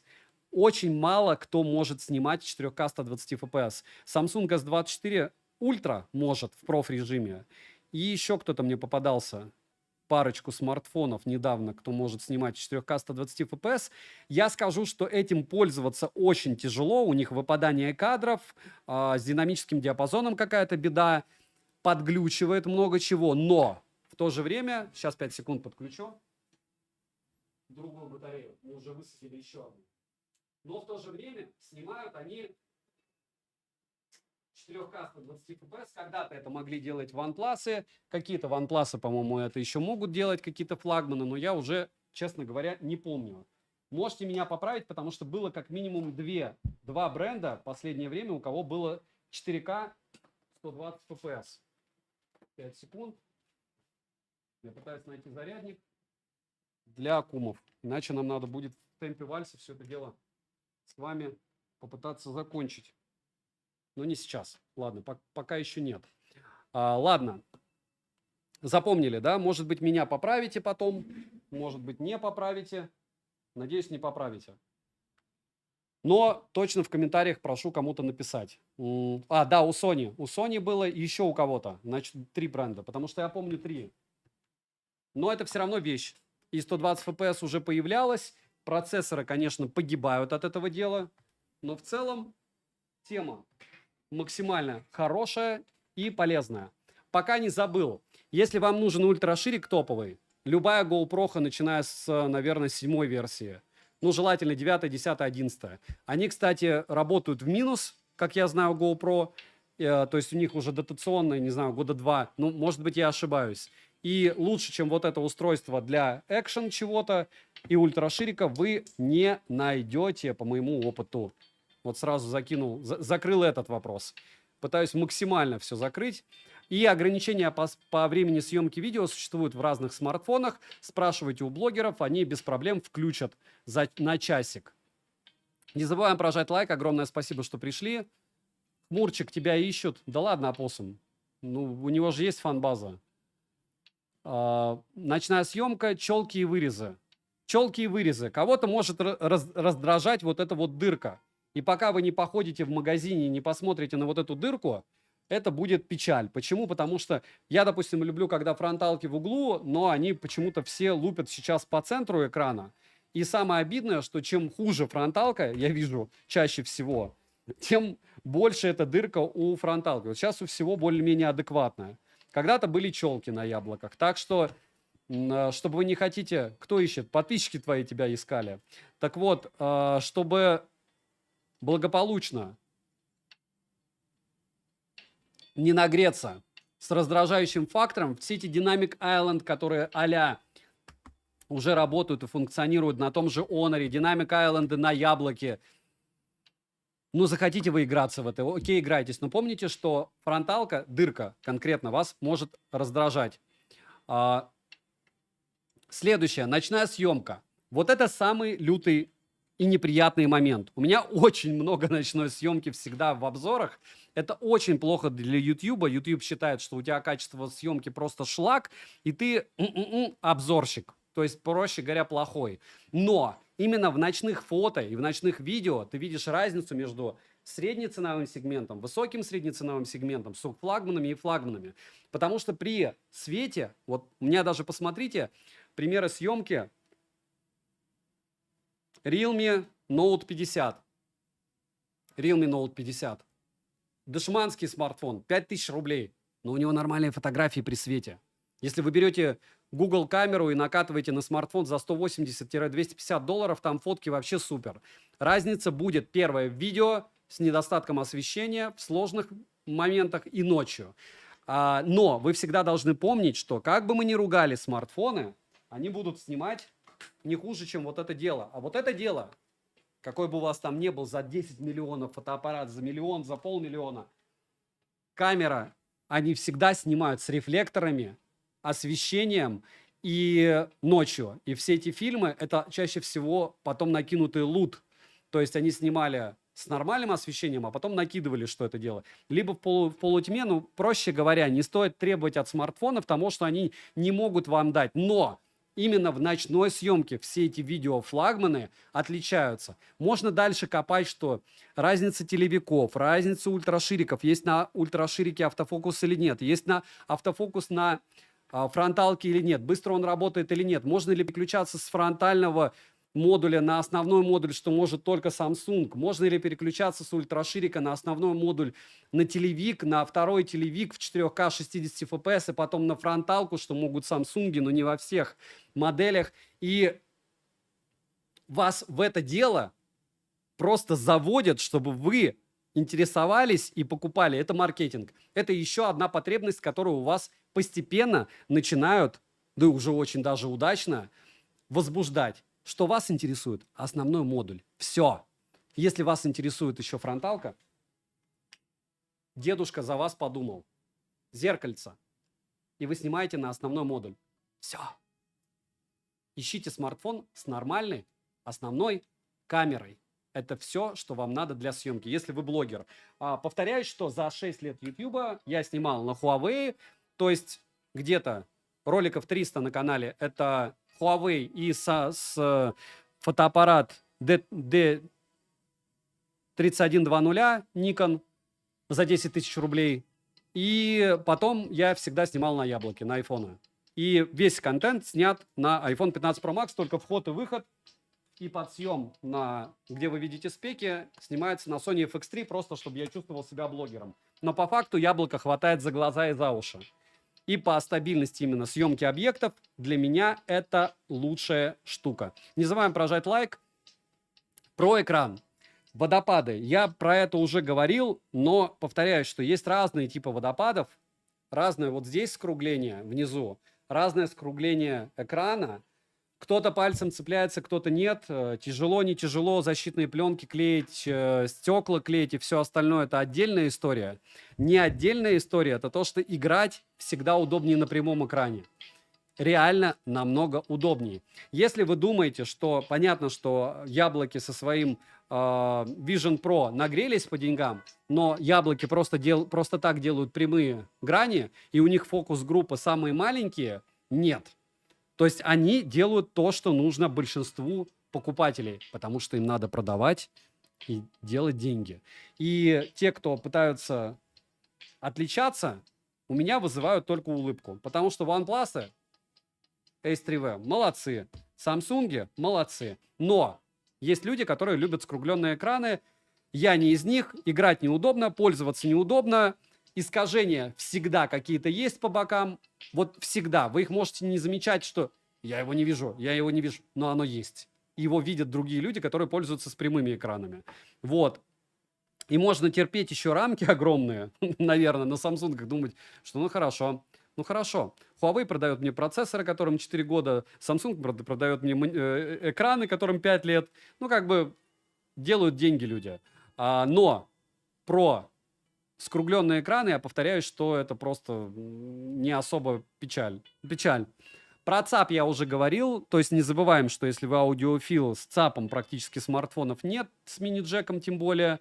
И разблокировка экрана, разблокировка загрузчика, повторяюсь, что это многим важно. И я согласен, что с точки зрения потребителя, если они продают вам эту железку, то у тебя должна быть возможность его разблокировать, этот загрузчик. И кто-то от этого уходит, потом приходит, и мало кто фактически этим занимается. Но ты покупаешь железку, как покупатель, ты должен иметь полный доступ к этой железке. А они его ограничивают. Huawei начали это первое делать. Вот. И я это поддерживаю, это плохо. Так что смотрите на это дело тоже. Следующее. Очень важно стабилизация видео. Много мне пишет часто комментариев продавцов именно, по-другому не назвать, девайсов. И они часто пишут, нормальные блогеры вот не ходят, они просто снимают. Хорошо. Но люди обычно ходят. Вот я вижу каждый день толпы туристов. Я живу в месте, где толпы туристов. Все двигаются, когда снимают на смартфон. В основном снимают вечером, ночью, потому что днем супер жарко. И какого лешего, кто берет с собой штатив и снимает на смарт? Или у кого прям на опыте, как на стабилизаторе, да? Ну да, DJI, много у кого стабилизаторы DJI. Ну, а у многих и нету его. Тебе надо подснять в машине, как ты это делаешь. В общем, проще говоря, стабилизация видео в 4К 60 FPS на основной модуль must-have, на ультраширик must-have, на телевик часто очень сильно выявляются как раз недостатки телевика, и потом для того, чтобы эти смарты продавать, вам говорят, днем-то хорошо фоткает, что не можешь остановиться, вот примерно так. И про микрофоны не говорил про динамики. Про микро это тоже особая история. Допустим, у айфона мне не нравятся микрофоны. Вы слышите в моих роликах очень часто примеры, как это дело работает. Я туда подключаю чаще всего DJI. Это уже второй. И вам и советую это делать. Что это вам дает? Не забываем прожать лайк. Напоминаю, 1000 лайков нам надо, и мы чего-нибудь там закончим этот банкет. Еще 100 лайков осталось. И внешние микрофоны подключаются любые к смартфонам. Главное чуть-чуть похимичить. И вот это вот дело, и DJI, и Rode, и еще один DJI. То есть все это подрубается, и вы получаете хорошие микрофоны. Но, если вам не нужна это вся извращение за космические деньги, вам нужно смотреть и слушать примеры обзоров на эти смарты и слушать, как отрабатывают микрофоны в тех или иных условиях. Особенно в сравнении, опять же, вот, когда говорят, а как работает микрофон на концерте, ну это дичь. Любой микрофон на концерте работает плохо. То есть без обработки все это лабутень. Если у него не будет перегрузов, ну это что за бред? Вы физически понимаете, как... Ладно. Дальше. Дальше есть еще определенный момент, который вчера меня вот этим делом очень сильно запиливали. Есть ли eSIM? Я про это уже говорил в начале, но отдельно хочу сейчас его вынести. eSIM есть в глобалках. Это модуль. И если у вас есть китайский смарт, чаще я не видел там eSIM вообще, вам нужна глобалка. И дальше смотреть, есть там eSIM или нет. Притом с eSIM можно где-то 5 номеров добавить, где-то только один, где-то одна физическая симка и один eSIM. Обращайте на это внимание, очень специфичная тема. Так же, как специфичная, возвращаясь уже третий раз к Face ID на китайских Honor'ах Magic 5 Pro, у кого-то, у 6 Pro у кого-то получилось, у меня нет. Там есть Face ID, крутая штука, по идее, банковские приложения должны с этим работать. У меня не работали, вещь прям must have. И поэтому у меня второй iPhone 13 Pro Max будет еще очень долго. Очень удобная штука для банковских приложений. Помним также, кстати, что на территории Российской Федерации у яблок нам не скачать банковские приложения. Все знают, как это делать, правда? Ну, во всяком случае, это проблемно. Когда говорят, их могут окирпичить яблоки, допустим, в любой момент, также могут окирпичить любые андроиды в любой момент. Я вам спойлерну, это факт. И все. И я не топлю за яблоки. Вообще, что хотите, то и покупайте. И блокировка китайских смартфонов на звонки. Очень важная вещь. Покупайте китайский смарт, OnePlus блокировались, Realme блокировались, китайские. Нужно сразу говорить с продавцом об этом. У меня была история Ace 3V. Ace 3. Это OnePlus 12R. Я его технически приобрел, получается, ровно за 30 тысяч рублей. Рассказать как? Все очень просто. Даже за 28. Я купил за, по-моему, 37 тысяч Ace 3. Мне вернули... нет. Все правильно. Я купил его за 36. Мне вернули 90 баксов, потому что он заблокировался, Али. Потому что блокировка была на звонки. И индус мне его заблокировал за 30 баксов. Ну, округлим. За 30 тысяч рублей я получил OnePlus 12R только с названием Ace 3. Сейчас их уже разблокированные продают. Так что помним о возможности блокировок китайских смартфонах. Это делали Realme, это делали OnePlus, это не делали iQOO, не делали Vivo, не делали Oppo, не делали Xiaomi. Но у Xiaomi была другая лабутень, я про это напомню, когда у них ушли в перезагрузку после обновления не на HyperOS, а на MIUI смартфоны после обновления с официального магазина одной программки. То есть официальный их магаз выгрузил обнову чего-то там, и после этого люди потеряли всю информацию на смартфонах. Так что имейте это в виду, что имеете, то и введите. И в принципе, повторяю, что запас мощности у процессора должен быть минимум вот сейчас Если вы покупаете средний бюджет, это 600 тысяч, 700 тысяч баллов в Antutu, это средний бюджет. В этот момент люди, которые купили Huawei за 130 кусков, такие, я там 800 тысяч баллов. Ну, вы смотрите блогеров, которые с ними ходить потом с ними не будут. И, кстати, маркер, очень серьезный маркер по поводу того, что кто пользуется смартфоном Huawei из блогеров. Кто?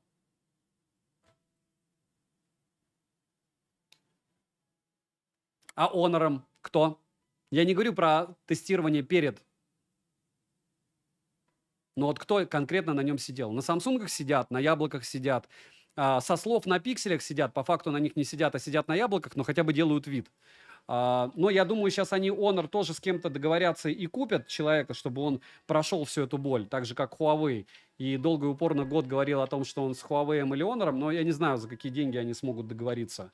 И это показатель. Почему? Потому что я, как техноблогер, могу купить себе что угодно. Другой техноблогер, окей, может взять у магазина что угодно. Да и я могу взять у магазина что угодно. У нас есть выбор. Диджелиос, я Фила знаю лично. И как у него 554 смарта, и в чем у него симка, и он мой хороший друг, но поверьте мне, ну я считаю его другом, он меня может быть и нет. Дома дроидер ходил, вообще посмотрите с чем. И посмотрите, с чем теперь его канал, когда у него кончился, мне кажется, контракт с Вилсой. Я не буду сейчас это обсуждать. Друзья, давайте вот, я живу спокойно, у меня есть моя аудитория. У вас есть Хмурчик пользуется. Адам, я в курсе, я говорю, кто? Ну, все равно у него есть основной смартфон у Хмурчика. У меня есть 3 основных смартфона. Повторяюсь, Poco F3, iPhone 13 Pro Max и iPhone 15 Pro Max. И я это не скрываю. И, скорее всего, вместо Poco F3 скоро окажется у меня OnePlus Ace 3V, я его заменю. А Poco F3 продам. Вот. И к чему это все? К тому, что запас мощности процессора — это важно. То есть хотя бы миллион 200 тысяч баллов в Antutu у них должны быть. Вот. И последнее, на что обращайте внимание, хотя это для многих первое, я уже об этом говорил, гарантия. Гарантия от либо производителя, наличие официальных сервисов и наличие у них запчастей. Если вы прям совсем копнете по-лютому, а есть люди, которые по-лютому копают, вот туда копайте в первую очередь. Хотя я рассказал об этом в самом-самом конце. Вот. У Павла такая же, как у распаковки 2-паковки основа Samsung S24 Ultra. Напомню, что распаковка 2-паковка с S23 Ultra и снимал ролики, по-моему, на него частично. Был очень долго. А пикселем ты мучился. Ну, недоволен, но ходишь, Павел. Ты же его не сменил на Huawei без гуглов. Ну, может, сменишь. Будет круто услышать твой экспириенс. Вот. И 30-е. Возвращаясь к наболевшему у меня. Это 30-е, прям финал. Финансовая грамотность. В самом начале я вам сказал, максимум тратите одну зарплату на смартфон. Желательно копите на смарт. 3 месяца, 4, никаких кредитов, никаких рассрочек. Это железка, вы можете ее потерять, разбить, она не приносит вам доход. Это не акции, не облигации, это даже, хотя я против, опять же, играть на биржах, то есть это просто железка, которой вы пользуетесь. Вы можете купить себе за 5000 рублей любой смарт, Realme, Redmi, там, A3, там, A2, плюс Realme Narza 50, Note 50, вообще что угодно. Походить, покопить, поразбираться. Его на 2-3 месяца точно хватит, продать его за 3000 рублей потом и купить себе смартфон. И дальше уже танцевать потихонечку. И если у вас другой подход, то для вас этот стрим был абсолютно бесконечно бесполезен, и я вам очень сильно сочувствую. Почему? Потому что любые подобные штуки – это ваши деньги. Ваши деньги – это ваше время. Если вы к нему относитесь наплевательски к деньгам, то вы относитесь наплевательски к вашему времени. Вот. И все. Про фишки из разряда. Смотрите, есть ли стилусы, как Samsung S24 Ultra, это уникальная тема. Если, не знаю, вот единственная тема у iPhone 15 Pro Max приличная, это киноэффект. На нем все блогеры снимают все шорты на киноэффекте с него. Может, Хмурчик с Samsung, но вот лучше, чем этот киноэффект, я нигде не видел. И на фронталку тоже. Разумеется, для Vision Pro здесь есть видео. Все эти вырезы с ИИ, онлайн-переводы русского на английский, может быть, уже в Samsung довели при разговоре на другие языки, на китайский, я не знаю. Это все специфика. Дальше уже это все накидается. Так же, как рамка из пластика или из металла у вас. Тыльная часть из пластика или из металла. При работе, допустим, динамиков, будет ли у вас дребезжать задняя крышка, как на Poco X3 Pro, и также у меня в Honor 100 дребезжит, хотя звук у него классный. Помимо этого, можно долго и упорно рассказывать, что какие-то грани могут быть острыми, где-то может быть люфт кнопок, или кнопки будут расположены для вас неудобно. От размера зависит очень многое. Почему? Потому что руки разные. Девочкам одни смартфоны подойдут, мальчикам другие. Когда вы печатаете, допустим, одни смарты могут вот так вот двигаться на столе, у других все создано так, чтобы он лежал и он без перекоса был. И на это все можно обращать внимание. Можно обращать внимание на вспышку, которая, допустим, у Ace 3V, вы видите, она с одним диодом, и она неравномерна. Можно обращать на наличие вспышки у фронталки. Есть даже такие смартфоны. Можно обращать внимание на то, есть ли разблокировка по 2 тапам, я об этом уже говорил, или диоды с оповещениями.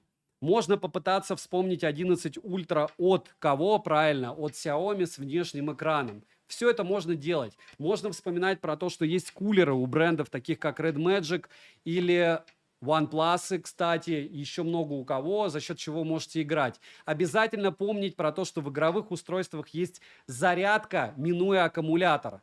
Притом не обязательно для этого должно быть 2 Type-C-шника, как у Asus Zenfone, у Asus ROG фонов. Вы помните, у них 2 Type-C-шника, один 3.1, другой 2.0, и у них есть возможность зарядки, минуя аккумуляторы. Не только у них, и даже у Infinix есть. И есть еще миллиард вещей, на которые я и другие блогеры обращают внимание в обзорах. Обязательно интересуйтесь. Лучше стабилизатора вот такого, наподобие, под смарт. И только DJI, никаких там какого-нибудь дешмана не пытайтесь покупать. Никто не придумал, не нашел. Лучше микрофонов, чем внешних, петлички. Никто не придумал, не нашел. Лучше колонок внешних, чем колонки. Вот эти все. Звук супер волшебный, не волшебный. Физику не обманешь. А лучших экранов, чем на ноутбуках OLED, либо на планшетах, вы тоже не придумаете. И в целом, я думаю, что я максимально плотно к этому подошел. Обязательно смотрите еще аксессуары, такие как чехлы оригинальные, заранее заказывайте, потому что вы очумеете их искать. Обязательно обращайте внимание, повторяюсь, на стилусы. Почему? Потому что мне очень часто пишут, точнее, не мне часто пишут, а вот Андрей, он ведет у нас Дзен печатный.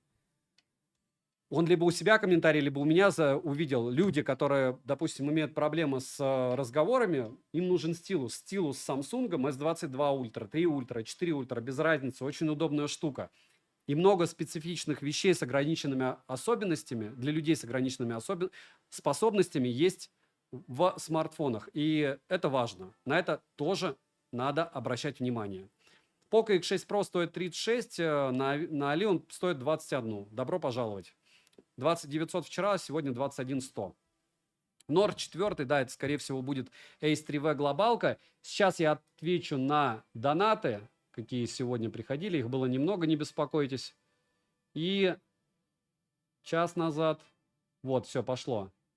Саня, что посоветуешь делать, если телефон сломался и нужно сразу же купить? Форс-мажор случился. Что делать, если консультант тебя не развел на деньги? Какие фразы сразу же показывают? Удачи. Идешь на Яндекс.Маркет и находишь за 5000 рублей Realme Narza, Realme Note 50 с доставкой сегодня. Все. Либо другие, либо на Пеппере смотришь сегодня, вот где, в каких магазинах. Тебе не надо сейчас дорогой смартфон брать. А любой ритейл – это развод. По-любому с Google сервисами. Ни Infinix, ни Tecno, ни Intel. А дальше. Купил с Али ROG Phone 6, китайскую. После запуска не работали отпечатки. Сейчас на работе он попал в воду и утонул. Я полез с отверткой и загорелся. А в играх он просто космос зашел. И он загорелся. И то, Дори, я ничего вам не помогу, если вы спалили смартфон, который находится в воде, вам ничего никто не вернет. Можете попытаться написать продавцу, что он просто утонул, но он скажет вам нести в сервис, делать там заключение. Давайте в сервис, может, там только контроллер питания сгорел. Я не могу вам сказать дистанционно, что случилось со смартфоном. Аноним, привет, слушай, Vivo iQOO Neo 9 сейчас на Алике 35. Стоит ли, если нужны игры и автономность? Или что-то получше есть? Повторяюсь, iQOO Neo, iQOO Z9 Ultra, по-моему, да. iQOO Z9 Turbo за 26 сейчас на Али, вот его лучше, по мне. Дальше, Александр, Иван, еще на замену Realme GT Neo 2T до 30 тысяч. Важны камера, прод желательно Qualcomm-овский. Good AMOLED, 3,5 джек. Если первым, потом с 3,5 джеками ничего не скажу тебе. Вот за 36 нету здесь. Я не помню, где я видел мини-джек за последние смартфоны. Из дешевых не было, по-моему. Не найдешь-то. Ну, можно какой-нибудь Oppo, если у них... Вот это К11, по-моему, X и К11. А получается у К11, у К12, по-моему, он тоже есть мини-джек. Вот на него можно посмотреть. Но не факт. Не факт. Не помню с мини-джеком до 30-ки хороших смартов. Но недавно был, но это был не до 30-ки. Это был Asus 11 Ultra, помните, Zenfone? И он дорогой очень сильно. Аноним по поводу iQOO Neo 9 уже ответил. 2 раза закинул. Посмотри, аноним, помоги, пожалуйста, выбрать телефон родителям. Бюджет 40-50 тысяч рублей. Xiaomi 14 53 тысячи на Алишке, либо Samsung S24 на Снэпе 52-53 тысячи на Алишке сейчас. Не по экономии, они будут безумно рады, и если что, продашь те же деньги или дороже. Дальше, Евгений, какой выбрать? Infinix точно нет, Redmi Note 13 Pro точно нет, Poco X6 Pro точно нет. Напиши лучше баланс и где ты покупать собираешься. Все это нет. Ты все пишешь старые смартфоны, старые... Infinix точно нету, они просто дохнут, их даже в скупках не покупают. Может, кто-то в скупках работает, напишите. Может, вы и покупаете их. Он как раз его привезет вам потом. Какой смарт для фото могу порекомендовать? У меня глаз режет на Oppo Find X7 Ultra. Хороший смарт для фото. Либо Vivo X100 Pro. Тоже хороший смарт для фото. Но Oppo будет лучше. Так. Ему цена 40 не больше. Вроде бы ответил на все. Сейчас проверю. Не забываем прожать лайк. Я жду 1000 лайков и начинаем розыгрыш. Все, уже ответил, да, на все. Все топы на канале по поводу лучших флагманов или еще чего-то. Стоит ли брать Samsung S23 Plus? Буду делать обзор, тогда расскажу. Вот он лежит, на него уже было, кстати, примеры съемки я уже скидывал. Планшет для рисования любой, это яблоко всегда. Можете какой-нибудь Huawei или Samsung взять, но нет. Xiaomi 14, но боюсь, в дальнейшем тяжело будет продавать. За 53, если купите, не будет тяжело. Нет ни 7-го, да, у Neo 9 Z Turbo нет ни 7-го, ни 20-го бенда.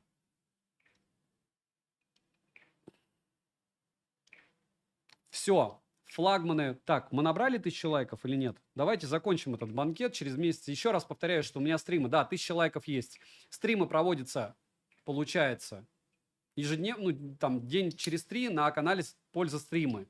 Здесь мы с вами просто-напросто решили встретиться для того, чтобы... Я подытожил по поводу подбора смартфонов, а вы подытожили для себя по поводу того, как их находить.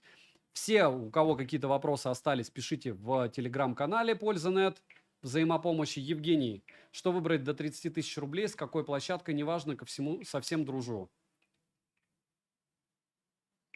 Я бы взял Redmi Note 13 Pro Plus 5G. Xiaomi Redmi Note. За 23. Однозначно.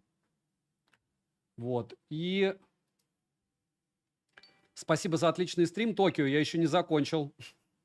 Саня, прожарь Sony 5V. Куда я его потом дену? Ну, хорошо, может быть. Я ломаюсь, сижу, 300 штук на Huawei, мне жалко. Просто я их потом буду продавать за 150. Просто 150 кусков за то, чтобы рассказать, что они продают старое железо и впаривают его бедным русским зрителям. Христос воскрес вам тоже.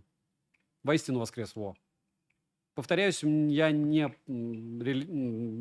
верю, я верю в 2 высших своих образования, простите. У меня на канале нет религии и политики, у меня нет мозгов ни для того, ни для другого. Есть мозги для железок. Дальше маленькие зенфоны закончились, да. Poco X6 Pro подростку норм аппарат. Стоит ли брать Honor Magic 6 Pro? Это Step Down of Chinese. Я не знаю, вы пишите это людям, которые вам его впаривают. По-другому не сказать, потому что, еще раз повторяюсь, непопулярный смарт даже в Китае. У них популярные 100 и 100 Pro Honor. У них флагманы оноровские даже в Китае не популярны. То есть вам впаривают то, что они там продать не могут. Там они продают Huawei с переменной оптикой. 2 высших, 1 радиоэлектронные средства, 2 ГИМУ, Государственное муниципальное управление, менеджер по кадрам. Скузи, сори. До этого класс заканчивал. Так, знание сила. Денис, ну не знаю, я не претендую. У меня вот на что хватает мозгов, потом я и рассказываю. Саня, как думаешь, выходит ли Redmi 70 Pro на глобалке как Mi 14T? Понятия не имею, я даже не думаю об этом. У меня количество смартфонов хватает для того, чтобы я просто занимался ими. На Realme GT Neo SE, ну вот у меня GT Neo SE лежит. Видишь? Видите?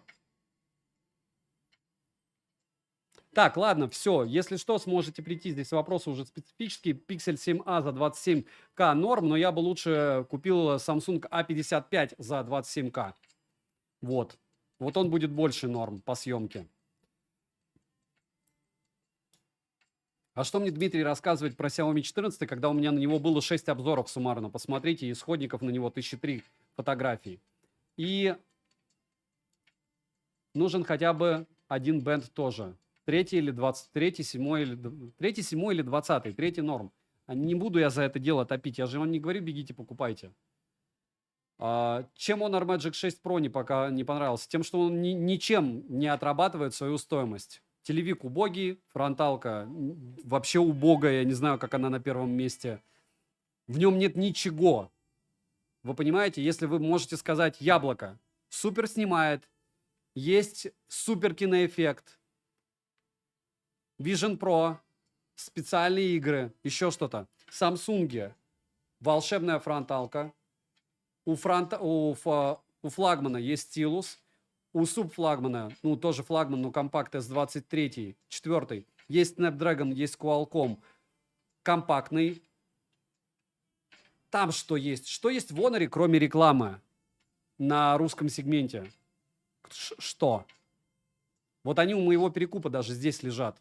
Просто вот Honor штук 7. Почему? Потому что за половину стоимости продают в Азии. Его продают за половину стоимости. Ну, те, кто пытаются продать, потому что им больше нигде не продать. Он такой за 50% окей. И они, он покупает, у него их много. Дурачки по пьяни ночью покупают у него их потом. Магия. Но это отличный бизнес, как и с инфиниксами. А к чему это все? К тому, что у каждого свой взгляд. И я буду только рад, когда вы купите Honor, потом через год попытаетесь его продать, и придете ко мне и будете прислушиваться к моей аудитории и мне. Но это будет еще не скоро, и для вас, и для меня это большое горе. Я Xiaomi Civi 4 Pro не покупал еще. Техно. Не покупал. Бенди, я, разумеется, их продаю. Притом дороже, чем покупаю. Очень подло, но эффективно. И не подписчикам. Так, Саня, а может в чате кто-то подскажет? OnePlus 12R. Ну а где вы? Дорого, ну а чего делать? Ну а смысл шило на мыло? S2 Pro тоже нормальный смартфон. Евгений, я на северах уже достаточно прожил. Наринмар 12 лет. Мончегорск Мурманской области 9 лет. Можно я как-нибудь... И Питер тоже не самый теплый город. Остальные года. Так, нам надо что сделать? Нам надо переключиться на розыгрыш. Я думаю, все будут не против. И вот так мы случайное число будем выбирать в, получается, апреле, за апрель. Окей? За апрель. Сколько у нас было обзоров? Апрель. Так, здесь было 2, 5, 4, 2. 5, 2, 4, 2. И 15, 2. То есть уже плюс 3. Плюс 3. То есть 33. Выбираем случайное число. 19 ролик по счету. Смотрим. Угу. Вот здесь у нас 1, 2, 3, 4, 5, 6, 7, 8, 9, 10, 11, 12, 13, 14, 15, 16, 17.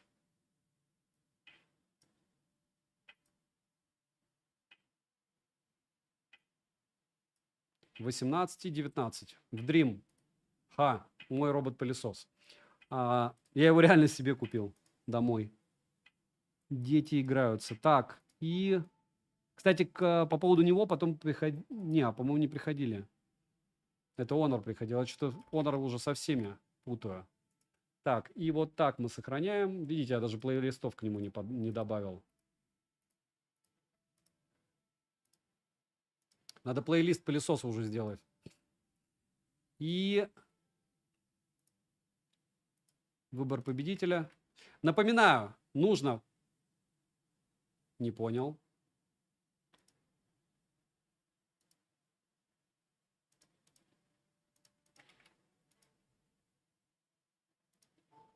Понеслась. 5 слов. Осмысленный комментарий. 1, 2, 3, 4, 5. Окей. И в описании канала Telegram. Подробнее о канале. Нету Телеграма. Следующий.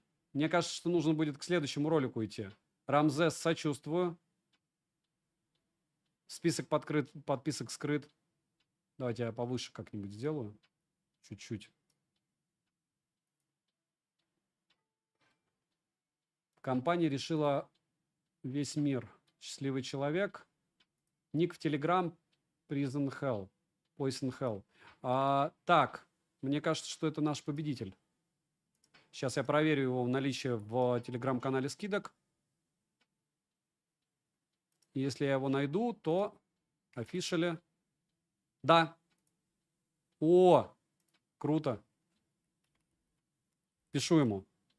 Потом сфоткаю.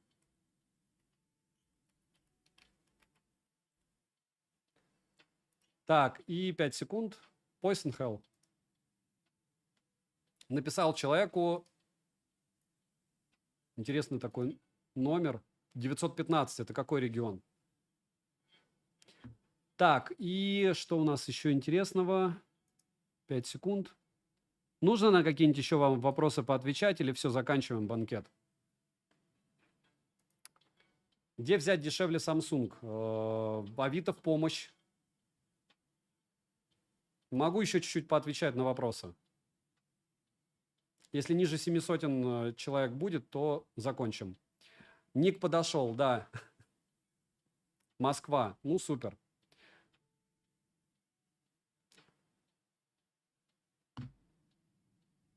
Ошибка, мой приз ушел другому. Все бывает, так сказать. S23 Ultra за 70 дорого. Хотя он не особо отличается от S24 Ultra. Прям новый. Ну, дорого, но нормально по мне. Я не знаю, я просто из старой модели не советую обычные, поэтому я не в теме их ценников. Отвал процессора X6 Pro. Кто пишет? Все. Гуня. Все это кто? Какие без шима телефоны? На IPS полностью без шима. Нужен IPS с голым андроидом. Вы когда этот вопрос задаете, вы же гуглили и знаете, что я вам ничего не отвечу, правильно? iPhone 11 не относится к ним. iQOO 12 или Xiaomi 14? Я бы взял Xiaomi. Но я не скажу, что по фото она будет лучше. Плюс-минус. Да у меня был обзор на IQ 12, я его делал, по-моему, первым на YouTube. Чего вы меня спрашиваете? Либо не... Есть утопленники. Ну, все бывает. Для игр в пределах 35. Poco X6, X6 Pro. Только так. Все. Напоминаю, что есть канал «Польза стрима». Туда приходите и спрашиваете у меня на прожарках. Завтра вполне возможно будет прожарка Realme 6 SE. Всем огромное спасибо, что пришли. Если напишите в комментариях, чтобы продолжал, на следующий месяц сделаю 30 правил при покупке, допустим, умных часов. Также сохраню и также проведем быстренько розыгрыш. Огромное спасибо администраторам. Всем говорю до свидания. Апоссум, я думаю, Universal тоже был. Нур-Нур, Михаил, Альберт, Ники Матшини. Повторяю, что есть телега скидок, взаимопомощи и мой личный телеграм-канал по ссылкам в описании. Евгений, Redmi Note 13 Pro Plus 5G, говоришь 23, он на Али стоит 20-40. На Али он стоит 23. Телеграм-канал скидок. Да что ж вы прям... Poison Hell не понял, что я его поздравляю с победой. 5 секунд. Сейчас я человеку скину в описании. Это просто какой-то... Если я что-то говорю, значит, я разбираюсь. 23 845. Открываю. Может быть, они ценник убрали? Или кончилась скидка? Но не кончилась она. 23 800 рублей он так и стоит. Сейчас идете по вот этой ссылке. Все для вас. И лень, если вам. И покупаете Redmi Note 13 Pro Plus 5G, который вы видите за 40, за 23 800. Если вам не сложно 2 раза кликнуть. И все, и повис, да? Там есть купон. Купон. Вот специально всем скинул ссылку. Он 2 раза мне, что ли, отправил одно и то же сообщение? Да, где Паша? Ролик про IQ Neo 9. Паша тоже счастлива, Алекс счастлива, Евгений и Датори. Повторяюсь, к тем, кто хочет помочь каналу, подписывайтесь на этот канал с колоколом. Пишите в комментах что-нибудь. Типа продолжай, весело. Встретимся в следующем месяце. Приходите на прожарки. Они через день. Следующий. Павел, все, счастливо. Михаил, Егор, спасибо всем за стрим. 5 секунд. И да, делитесь с друзьями, кто выбирает смарт, этим видео. Оно максимально подробно. Во всяком случае, они почувствуют всю глубину глубин, если вы разбираетесь в электронике, как это долго, мучительно, обидно. И я, наверное, описал процентов только 30 того, на что стоит обращать внимание. И, разумеется, и на, там, не знаю, модель Wi-Fi, которая у вас стоит, и у вас что в смартфоне, то, что Bluetooth должен быть хотя бы 5.3, а желательно 5.4. И то, что помимо этого, повторяюсь, я уже говорил, инфракрасник прям must-have штука. И еще очень-очень-очень много всего. Это наши маленькие компьютеры. Всем добра.